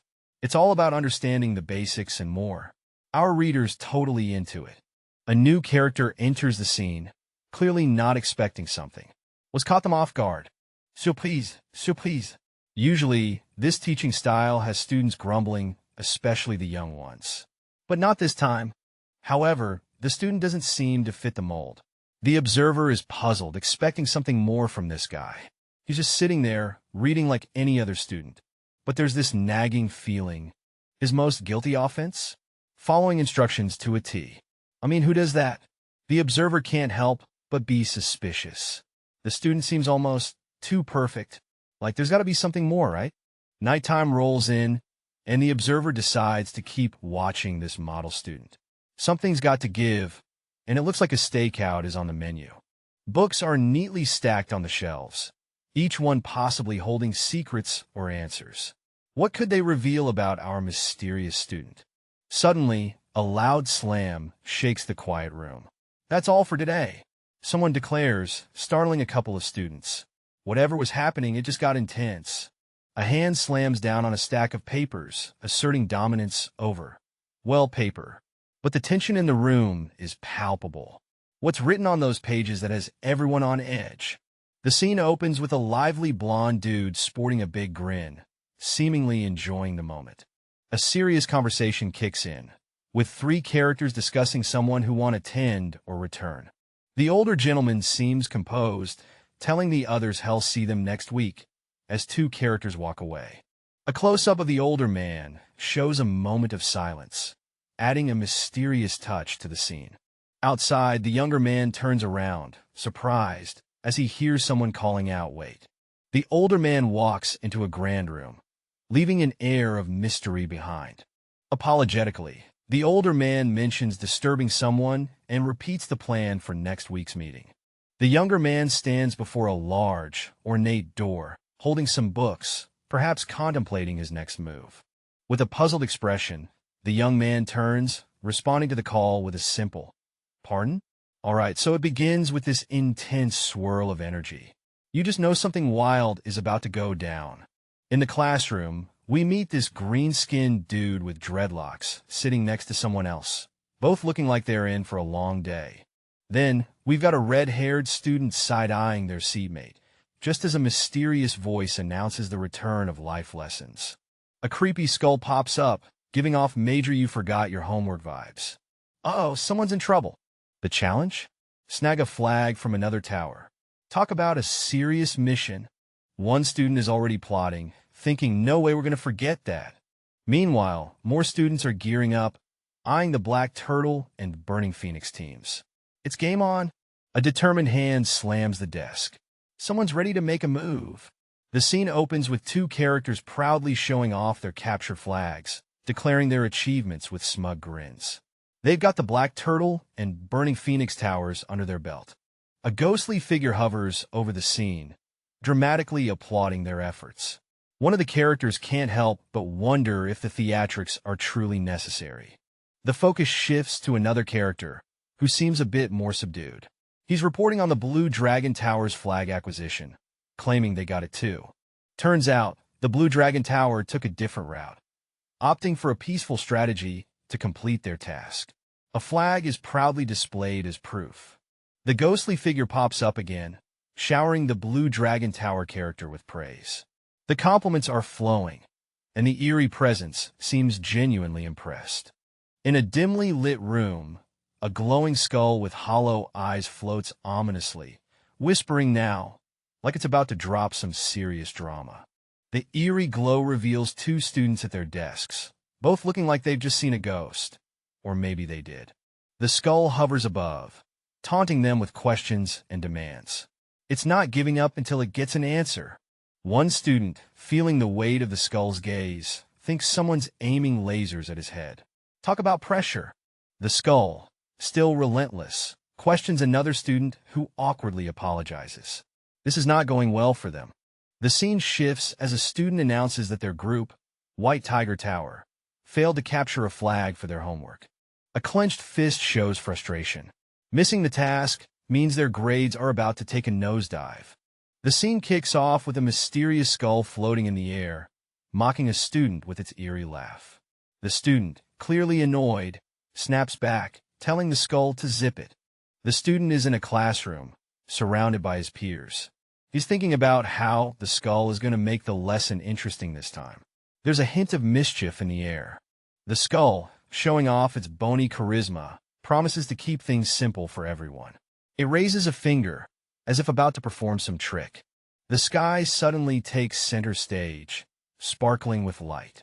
The skull's voice echoes, setting the stage for something big. And just like that, the skull mentions transporting everyone to a grand, unknown place. It's about to get real. The students are hit with the surprise of their lives. Faces filled with shock, they look around, wondering what just happened. The skull, in its spooky glory, points out that everyone's eyes have changed. Something magical is definitely afoot. The scene kicks off with a glowing, mystical skull floating in the air, setting a mysterious tone. It's got this eerie, otherworldly vibe, and it's pointing as if ready to drop some serious knowledge.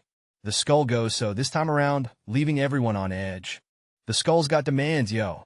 It says, I want all of you to work together and bring that to me. And boom, there's a group of students looking a bit bewildered, like they just got volunteered for something they didn't sign up for. One of the students, with a mop of messy blonde hair, is clearly not having it. He's muttering under his breath, "Arg, that darn skeleton," as he walks away, frustration oozing from his every step. Things heat up as Blondie and his buddy get into it. Blondie throws his hands up, yelling, "How can we even work with those guys?" His friend jumps in, "You took the words out of my mouth." Clearly, teamwork ain't their thing. The skull's got a plan, though. It shows images of mythical creatures. A fiery bird, a grumpy-looking fish, a spiky blue dragon, and a cute polar bear. The skull's like, these guys will be your team, and you can almost hear the collective groan. The glowing skull wraps it up with a spooky ultimatum. It's up to you if you want to follow my instructions. It's like the ultimate test, and the students are left to ponder their next move. The air crackles with energy as a brilliant burst of light takes center stage, hinting at a fierce confrontation. Words echo. You'll have to face the consequences. It's like the calm before a storm, folks. A sinister skull emerges, swirling with dark energy, adding an ominous vibe to the mix. The stakes are high, and it feels like something big is about to go down. Back in the present, a group of individuals stand around, each wrapped in their own thoughts. The atmosphere is thick with tension, like everyone's waiting for the next shoe to drop.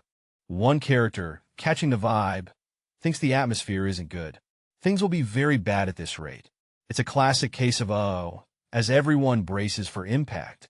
Two students, concerned about their grades, approach a fellow student.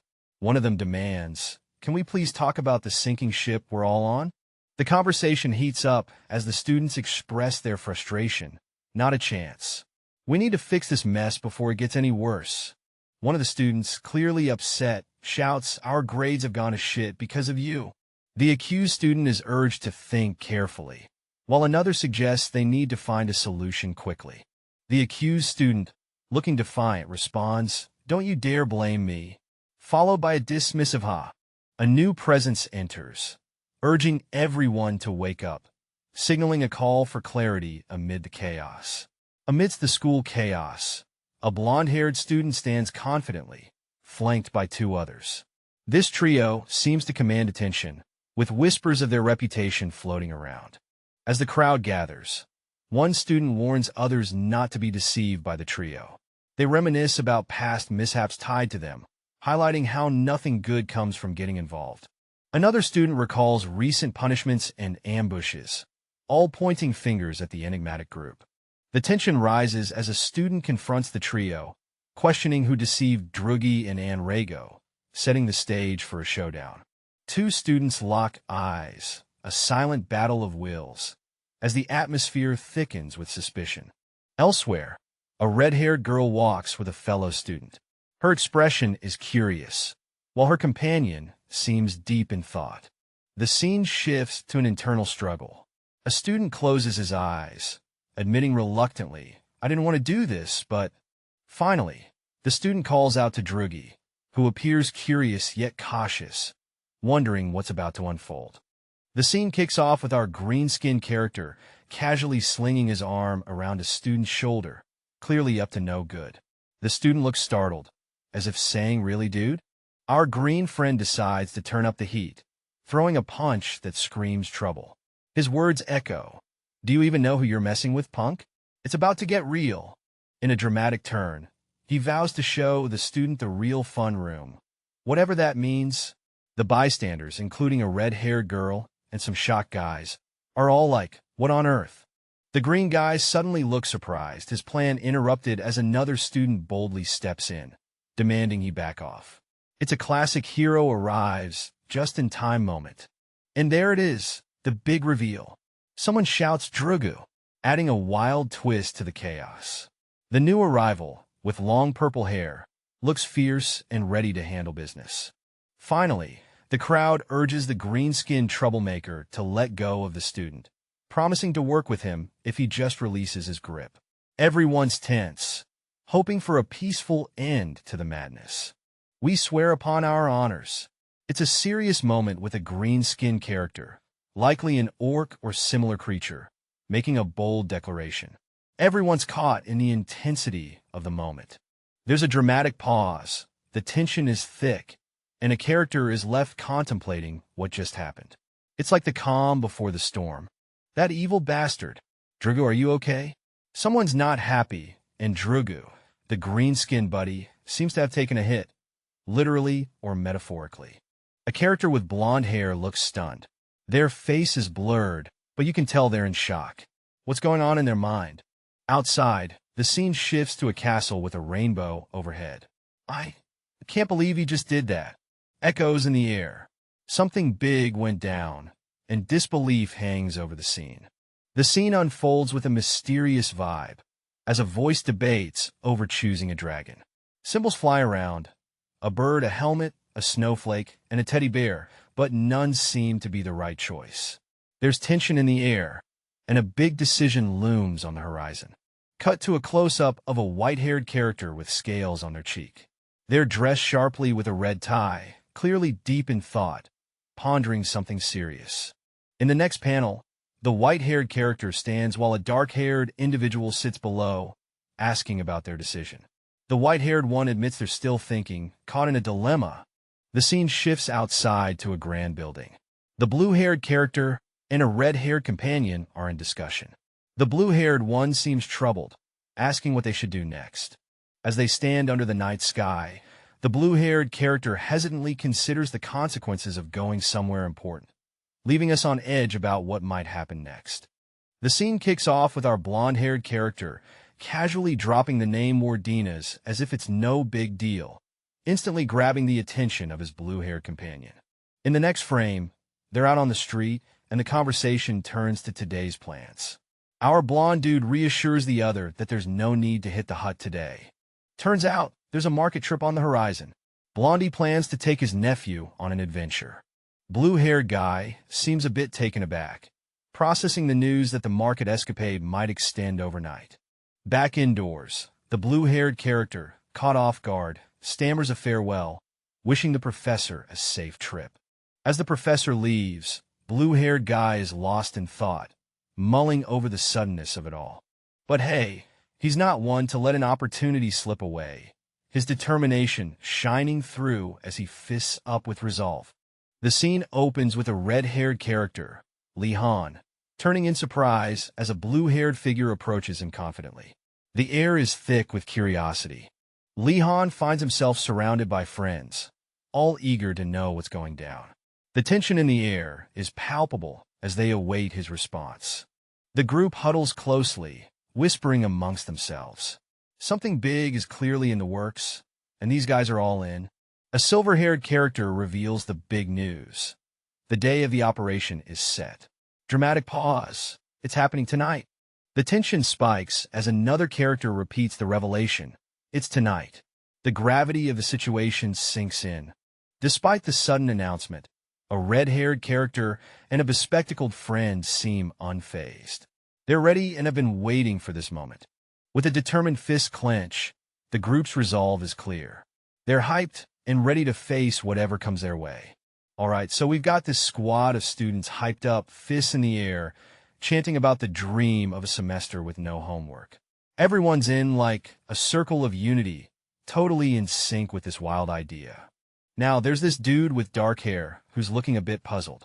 He's definitely not vibing with the chant as hard as the rest. His expression screams, "What on earth is going on?" And then boom, the big question hits. Since when did you come up with this chant? Clearly, someone's a bit skeptical about this whole no homework revolution. A dramatic pause follows as the scene shifts to a serene night sky, stars twinkling, almost like the universe is pondering this homework-free dream. Back to reality, we see the students split into two camps. Those who are all about ditching homework, and those who are probably thinking, "You guys are nuts." It's a classic standoff between the dreamers and the skeptics. Leon was the former, stepping out with determination. The suspense is real as we wonder what he's up to. A blurred face accompanies Leon as he discusses with friends about some secret operation. The plot thickens. An older figure with white hair is seen talking to Leon, asking about a mysterious book of the Horned Beast Tower. What's this book all about? Leon reassures the older figure that they've already checked it out. Seems like they've got a plan in motion. Another character tells everyone to follow quietly, hinting that they'll soon find out what's been prepared. The tension is building. Amidst the dim glow, a character exclaims, "What is this?" as a mysterious blue light swirls around, catching everyone off guard. Two chibi-like figures at the bottom are equally shocked, shouting, "HUH?" Next, the group stands in a clearing, staring at one of their members. "Wardinia, that wasn't done by you?" A character questions. Wardinia responds defensively, "This? Are these words what kind of person you guys think I am?"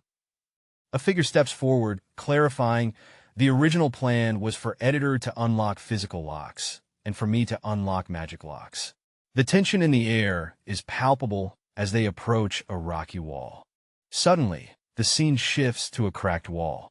"Though this is troublesome," a voice remarks as the rubble crumbles ominously. Another voice asks, "What's wrong?" The group peers into a shadowy cavern, realization dawning. "The crack is in the roaring beast tower," someone states. This means someone went into the tower. Mystery deepens as they face the unknown. One enthusiastic student steps up, proudly declaring that they volunteered to go in together, setting the stage for a grand adventure. The scene shifts to two other students, one with striking green hair and the other with golden locks. They exclaim in awe, clearly thrilled by the unfolding events. The group gears up for action, led by a determined figure urging them to move forward and protect the professor's belongings. Inside a dimly lit, mysterious environment, two more characters are introduced. One remarks on the efficiency of their search, suggesting they are confident and ready for whatever lies ahead. Standing in the shadows, our main character can't shake off the creepy vibes. Doesn't it feel a little creepy? They wonder out loud as the eerie atmosphere wraps around them. With a determined look, they decide it's time to shed some light on this unsettling scene. Light, they declare, illuminating the area, but what lurks beyond the shadows? Two figures, faces obscured, step forward with urgency. "We mustn't stay here," one insists. The other adds ominously, "The darkness isn't the problem." What could be more threatening than the dark itself? The real podium. So why do we end up nearly going to the wrong floor? The second floor is completely covered in fog. Let's go. Everyone's nervous. I can't blame them.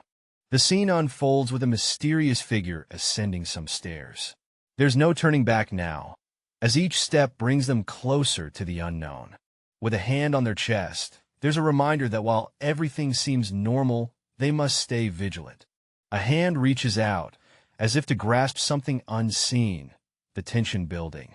Even though the face is obscured, The intent gaze and poised hands speak volumes. This person is on edge, ready for anything. In front of them, a swirling portal of light and color appears. What could possibly lie beyond this mystical gateway? As the figure steps forward, a pair of watchful eyes and an enigmatic atmosphere hint at an impending journey into the unknown. Leon feels a powerful mana, and his friend asks him what's wrong. It's like they've just stumbled onto something huge, and the tension is thick. Leon is thinking hard about the source of the mana. Could it be something big? The suspense is real, folks. Leon reaches out to touch a swirling magical energy. This is like a portal to another world, and things are about to get wild. Leon finds himself in a lush forest, the kind that screams adventure. He's taking it all in, and who knows what awaits him. A voice reveals its space expansion magic. Leon and his friends are in awe, and the plot thickens with this magical twist. A character mentions a saying about the Academy's garden, hinting at its importance.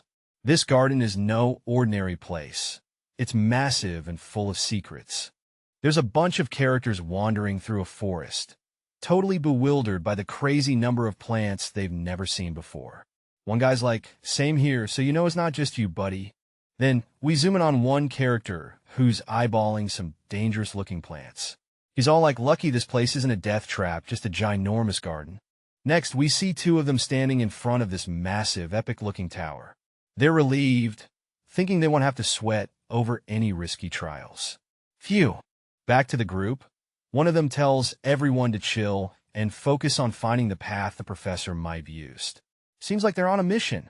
One character, looking all determined, says, "If we can do that, like you can feel the suspense building up here." Out of nowhere, skeletal claws creep into view, hinting at something sinister lurking in the shadows. Yikes! Footprints appear, leading to a bright spot, and everyone's like, "What the heck is this?" Finally, someone spots the signs of a monster. Another character can't believe it, exclaiming, "A monster?" Things are about to get real intense. As the night grows darker, our gang of students find themselves in a bit of a pickle. They're all huddled together, worried about running into a monster. One of them, looking like the voice of reason, suggests maybe it's time to turn back. But wait, the silver-haired kid's got a brainwave. He's cooking up a plan, and you know it's going to be good when he raises that finger like he's about to solve world hunger. And there it is. The master plan is to follow some mysterious footprints. Why? Because if a monster's got good sense, it's already found a cozy hideout. Brilliant or bonkers? You decide. The plan to go. Everyone's on board. One of them gives a thumbs up, and it's like the start of an epic journey. Let's see where these footprints lead them.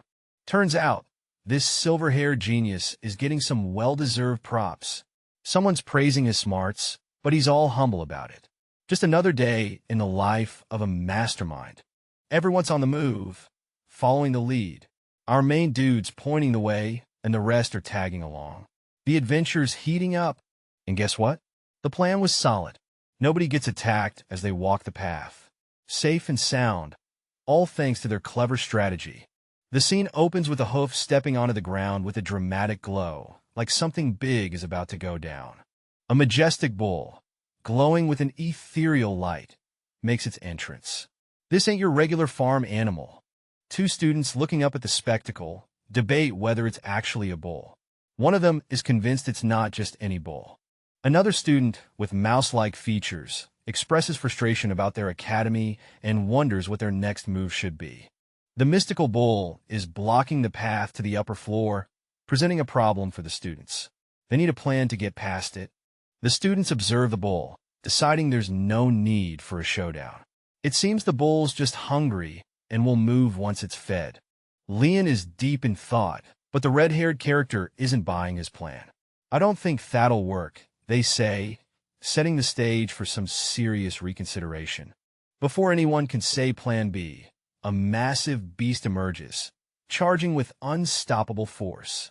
The scene shifts from calm to chaotic in an instant. Boom! The creature makes a dramatic entrance, stomping with power and leaving a trail of destruction in its wake. Crash! The beast completely crushes the plants of the workshop. This is no small mess. It's a full-blown disaster zone.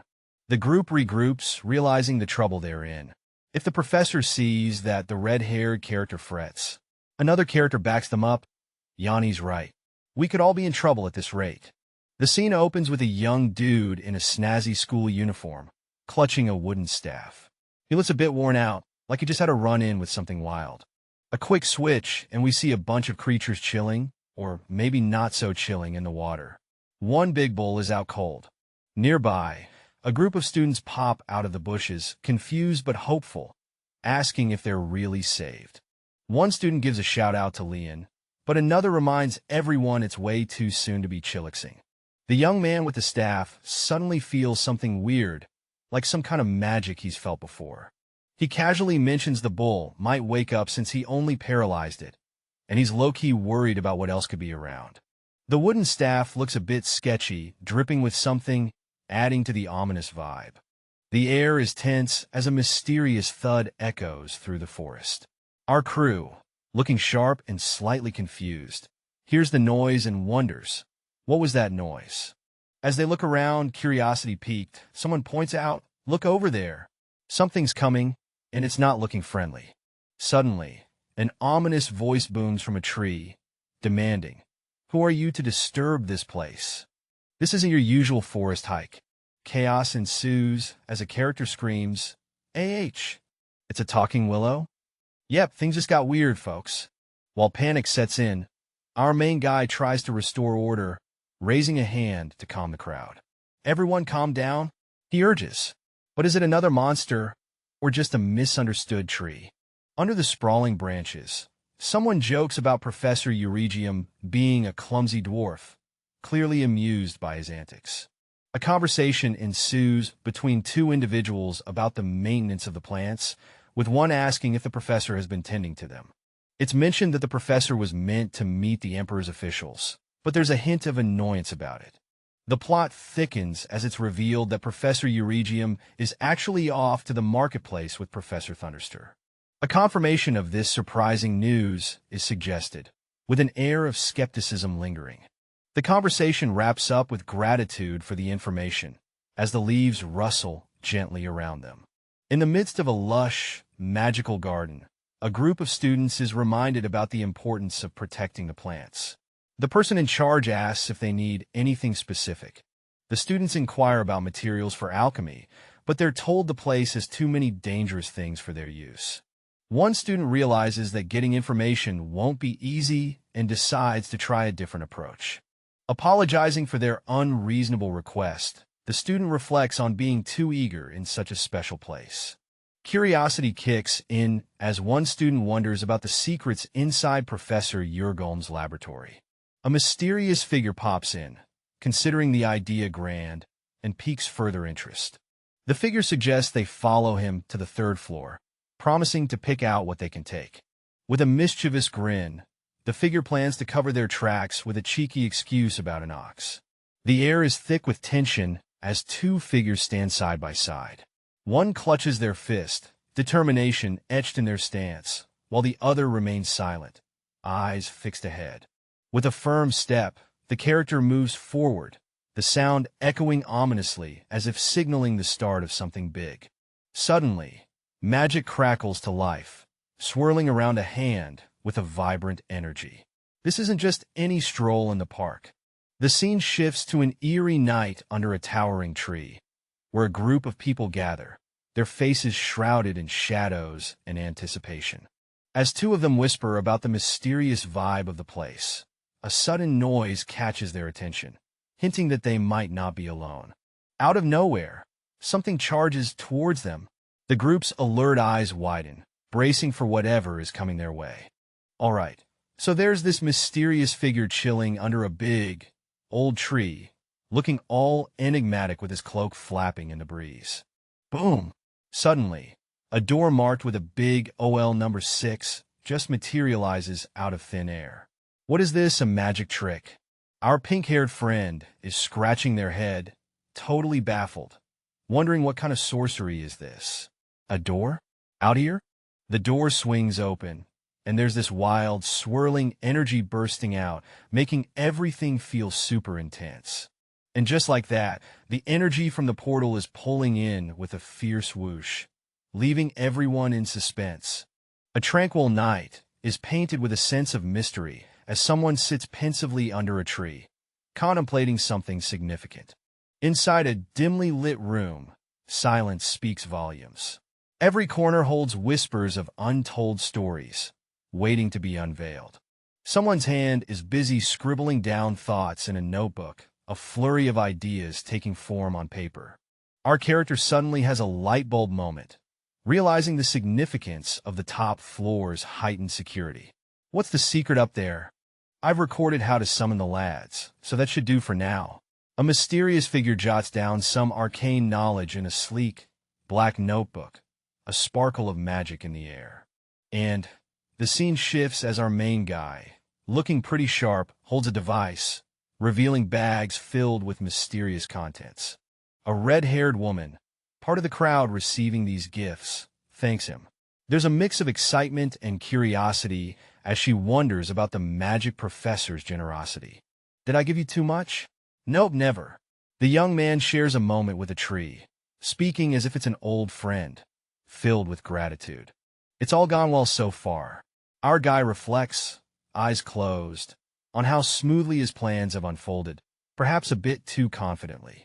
However, life at the Magic Academy was never so easy. A glimpse of a peaceful scene at the academy, showing that beneath the calm, challenges lurk.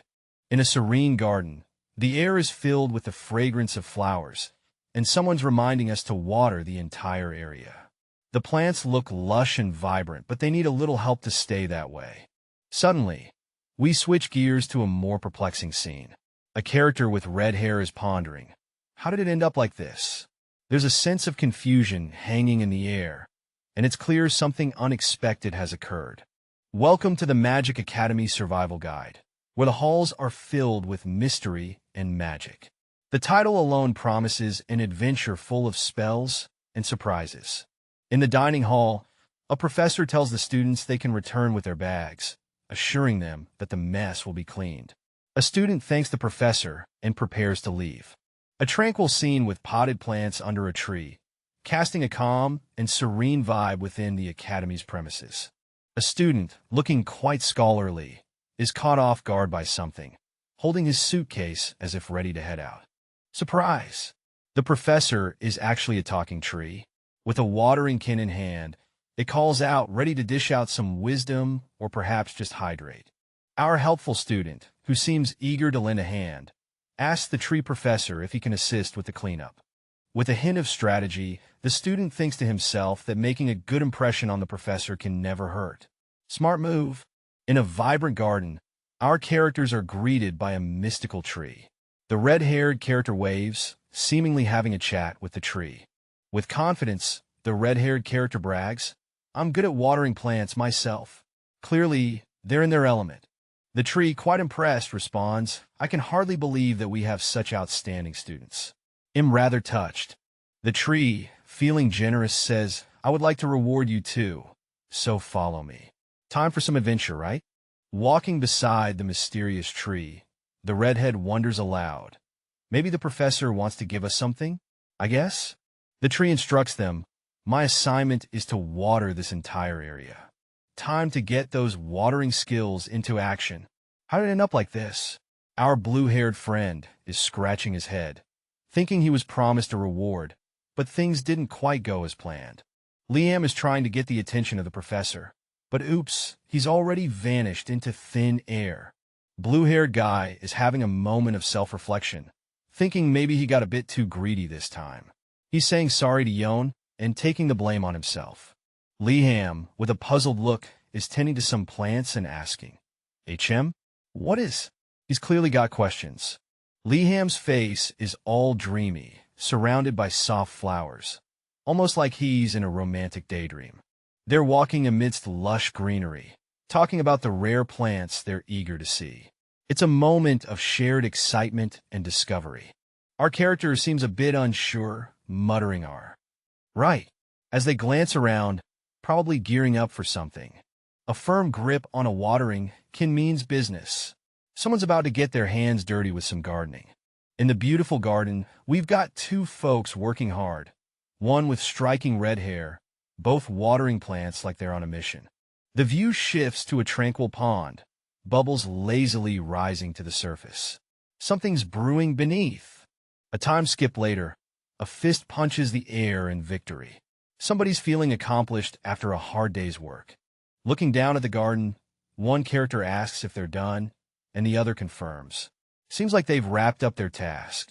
The first character admits the job was tougher than they thought and apologizes. Exhausted but happy, our red-haired friend is chatting with her companion, feeling a bit relieved. She's all smiles, making the moment light and fun. The duo decides it's time to head back. Their mission or task seems complete, and they're ready for the next step. A serene view of water comes up, bubbles rising gently.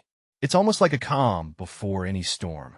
Captured in a moment of quiet reflection, the pair seems enveloped in a tranquil, watery bubble. It's like a pause in time. Out of nowhere, there's a sudden shift. Our red-haired character is caught by surprise, with a look that says, "What just happened?" A determined young man, holding a staff, commands, "Reveal yourself." Standing beside him is a girl with vibrant red hair, ready for whatever comes next. A close-up of an intense eye, followed by the appearance of a blue, blobby spirit. It introduces itself as Trix, the guardian of the forest.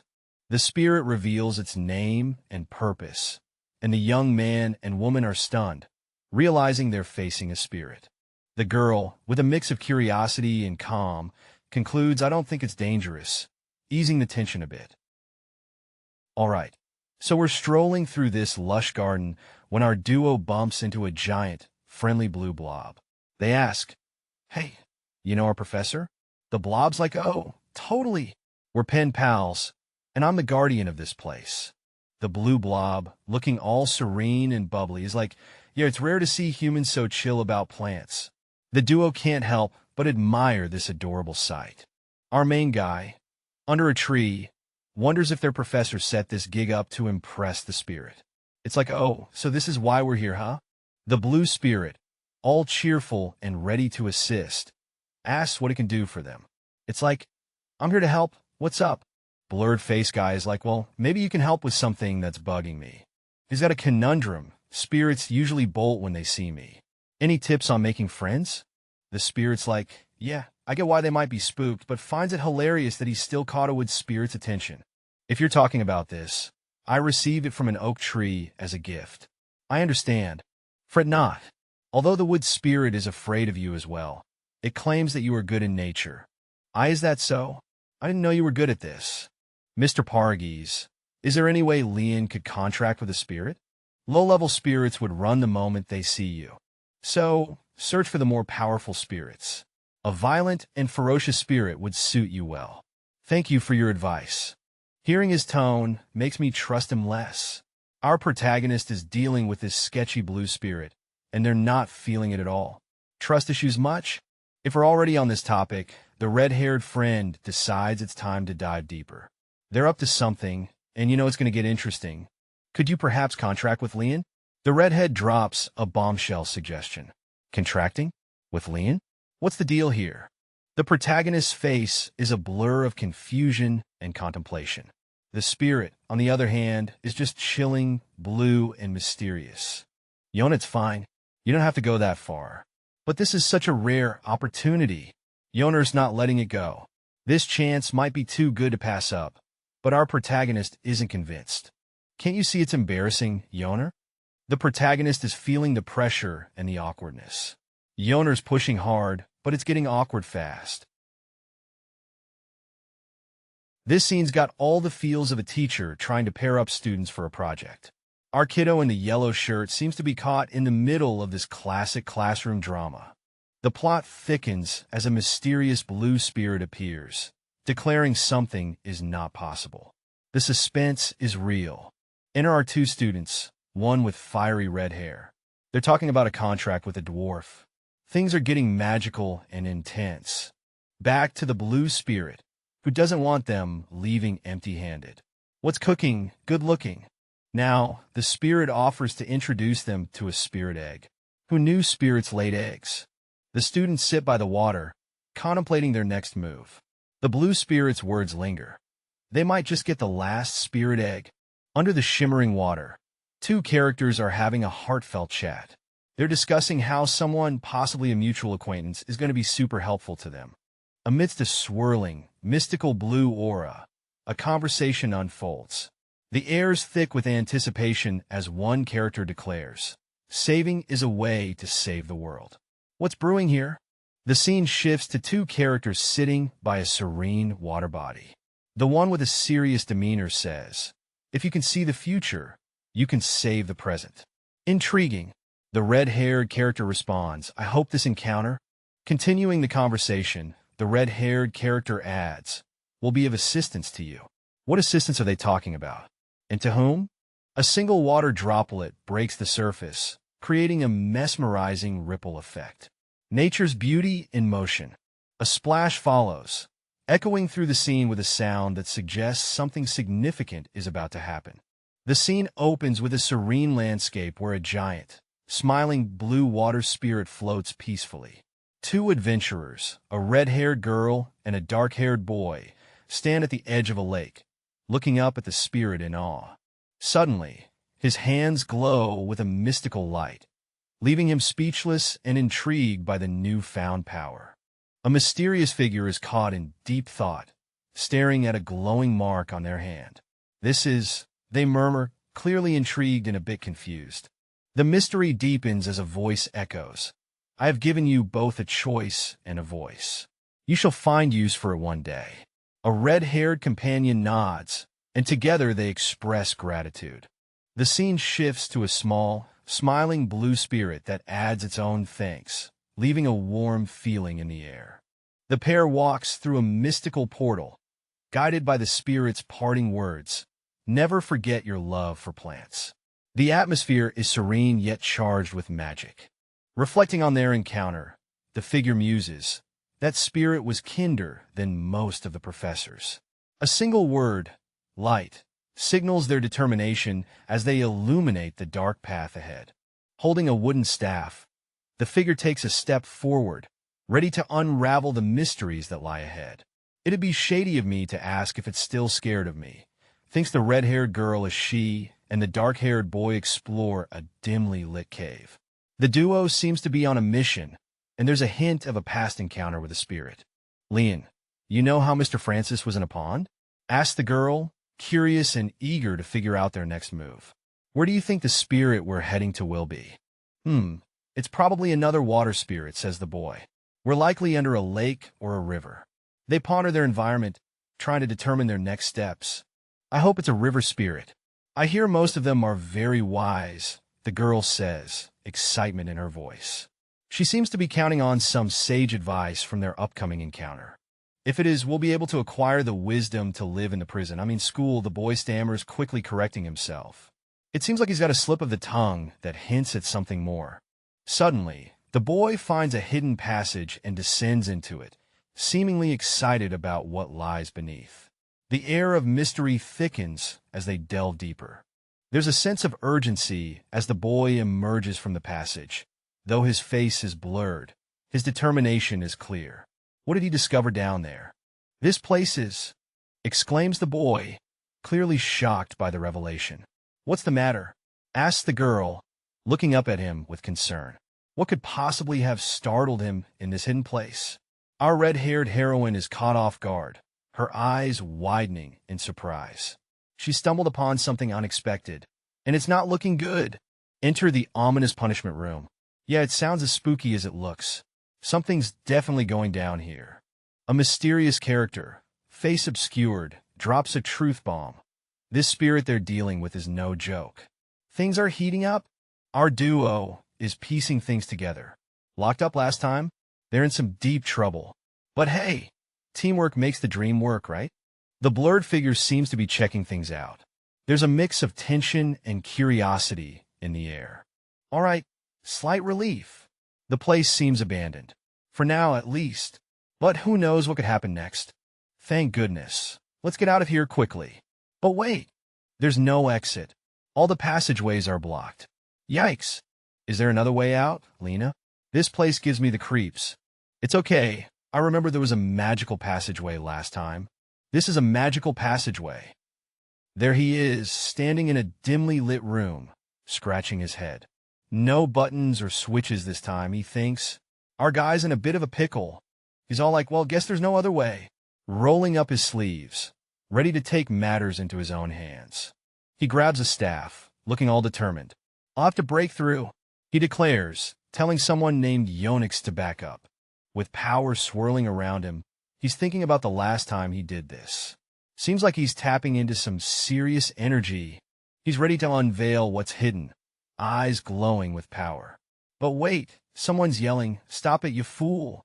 The scene opens with our mysterious figure, bathed in a mystical glow, standing silently. The atmosphere is tense, as if something grand is about to unfold. The tension breaks as two young mages enter the scene. One of them hears a voice and wonders aloud, "Who is this?"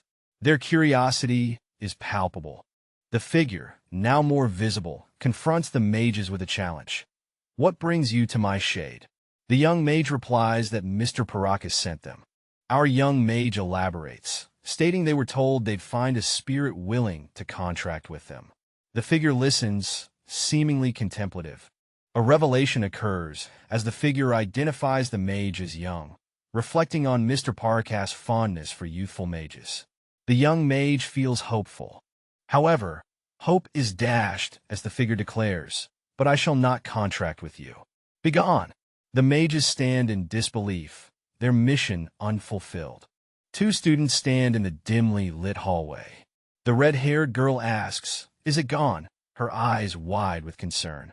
Her expression shifts to a mix of disappointment and resolve as she says, "Perhaps another time, Leon." A sudden burst of energy interrupts the scene, with someone shouting, "What is going on here?" Followed by a loud "ah." The red-haired girl looks worried, saying, "But you're clearly avoiding him." Her tone hints at deeper issues. As the focus shifts, a serious-looking boy reflects. According to the prince, Leon's actions are suspicious. The mystery deepens as another character appears deep in thought. "If you're not afraid, then why do you avoid me?" A mysterious, glowing spirit challenges someone, its light swirling ominously in the dim room. "Because I do not like meaningless fights." The person responds, standing firm against the spirit's daunting presence. Two characters stand face to face, exchanging silent glances, words unspoken yet understood. The tension is real, folks. Is that so? I mean, sure. The awkwardness is palpable as one character tries to play it cool, but the spirit isn't buying it. The reason why the spirit didn't want to form a contract was simple. It had recently fallen victim to contract fraud. Yep, even spirits can't catch a break, with none other than the headmaster of this school himself. The plot thickens as the spirit reveals its unfortunate dealings with a familiar authority figure. The spirit agreed to the contract under one condition. It would only handle minor tasks. Easy peasy, right? But oh, the spirit had another thing coming. The spirit's job was to keep an eye on students in the punishment room. Make sure they didn't slip away. Sounds simple enough, but things are never that easy. These students were not to be underestimated. They had escape plans on lock. Every time, the spirit had to swoop in and deal with the chaos. Now, we see two students standing in defiance. The guy, refusing to bow down to the humiliation, stands next to a girl with fiery determination. Finally, the spirit, fed up with the nonsense, can't tolerate the insults anymore. It's about to go down. The scene wraps up with an air of mystery, as the swirling shadows and glowing lights hint at secrets yet to be unveiled. A promise hangs in the air. There's more to come, and the adventure is far from over. I can't let what happened before happen again. I'll compress it as much as I can. Our mysterious character is determined, focusing intensely on their task. With a burst of fiery resolve, they shout burn, unleashing a powerful blaze of magic. The energy swirls, ready to ignite. The magic roars to life, a fiery spectacle lighting up the scene. It's an impressive display of power and control. Phew! Contrary to my worry, It seems the magic is stable. With relief, they realize their control over the flames is steady. A sudden burst of light explodes into the scene, casting an intense glow. It's so bright it seems to demand attention, almost like it's got something to say. The glow reveals two characters, a girl with fiery red hair and a young man. They're both taken aback, eyes wide as they soak in the unexpected spectacle. Her thoughts seem to race as she wonders what just happened. As the light fades, they both look at each other, confusion evident. A small flame flickers in the boy's hand, and the girl's expression screams what is going on. Standing amidst crackling energy, they're left questioning what just popped into their lives. Sparks fly, both literally and figuratively, as they try to piece together this electrifying puzzle. The flame, unassuming on the outside, hides an extraordinary amount of magic. What looked ordinary is anything but.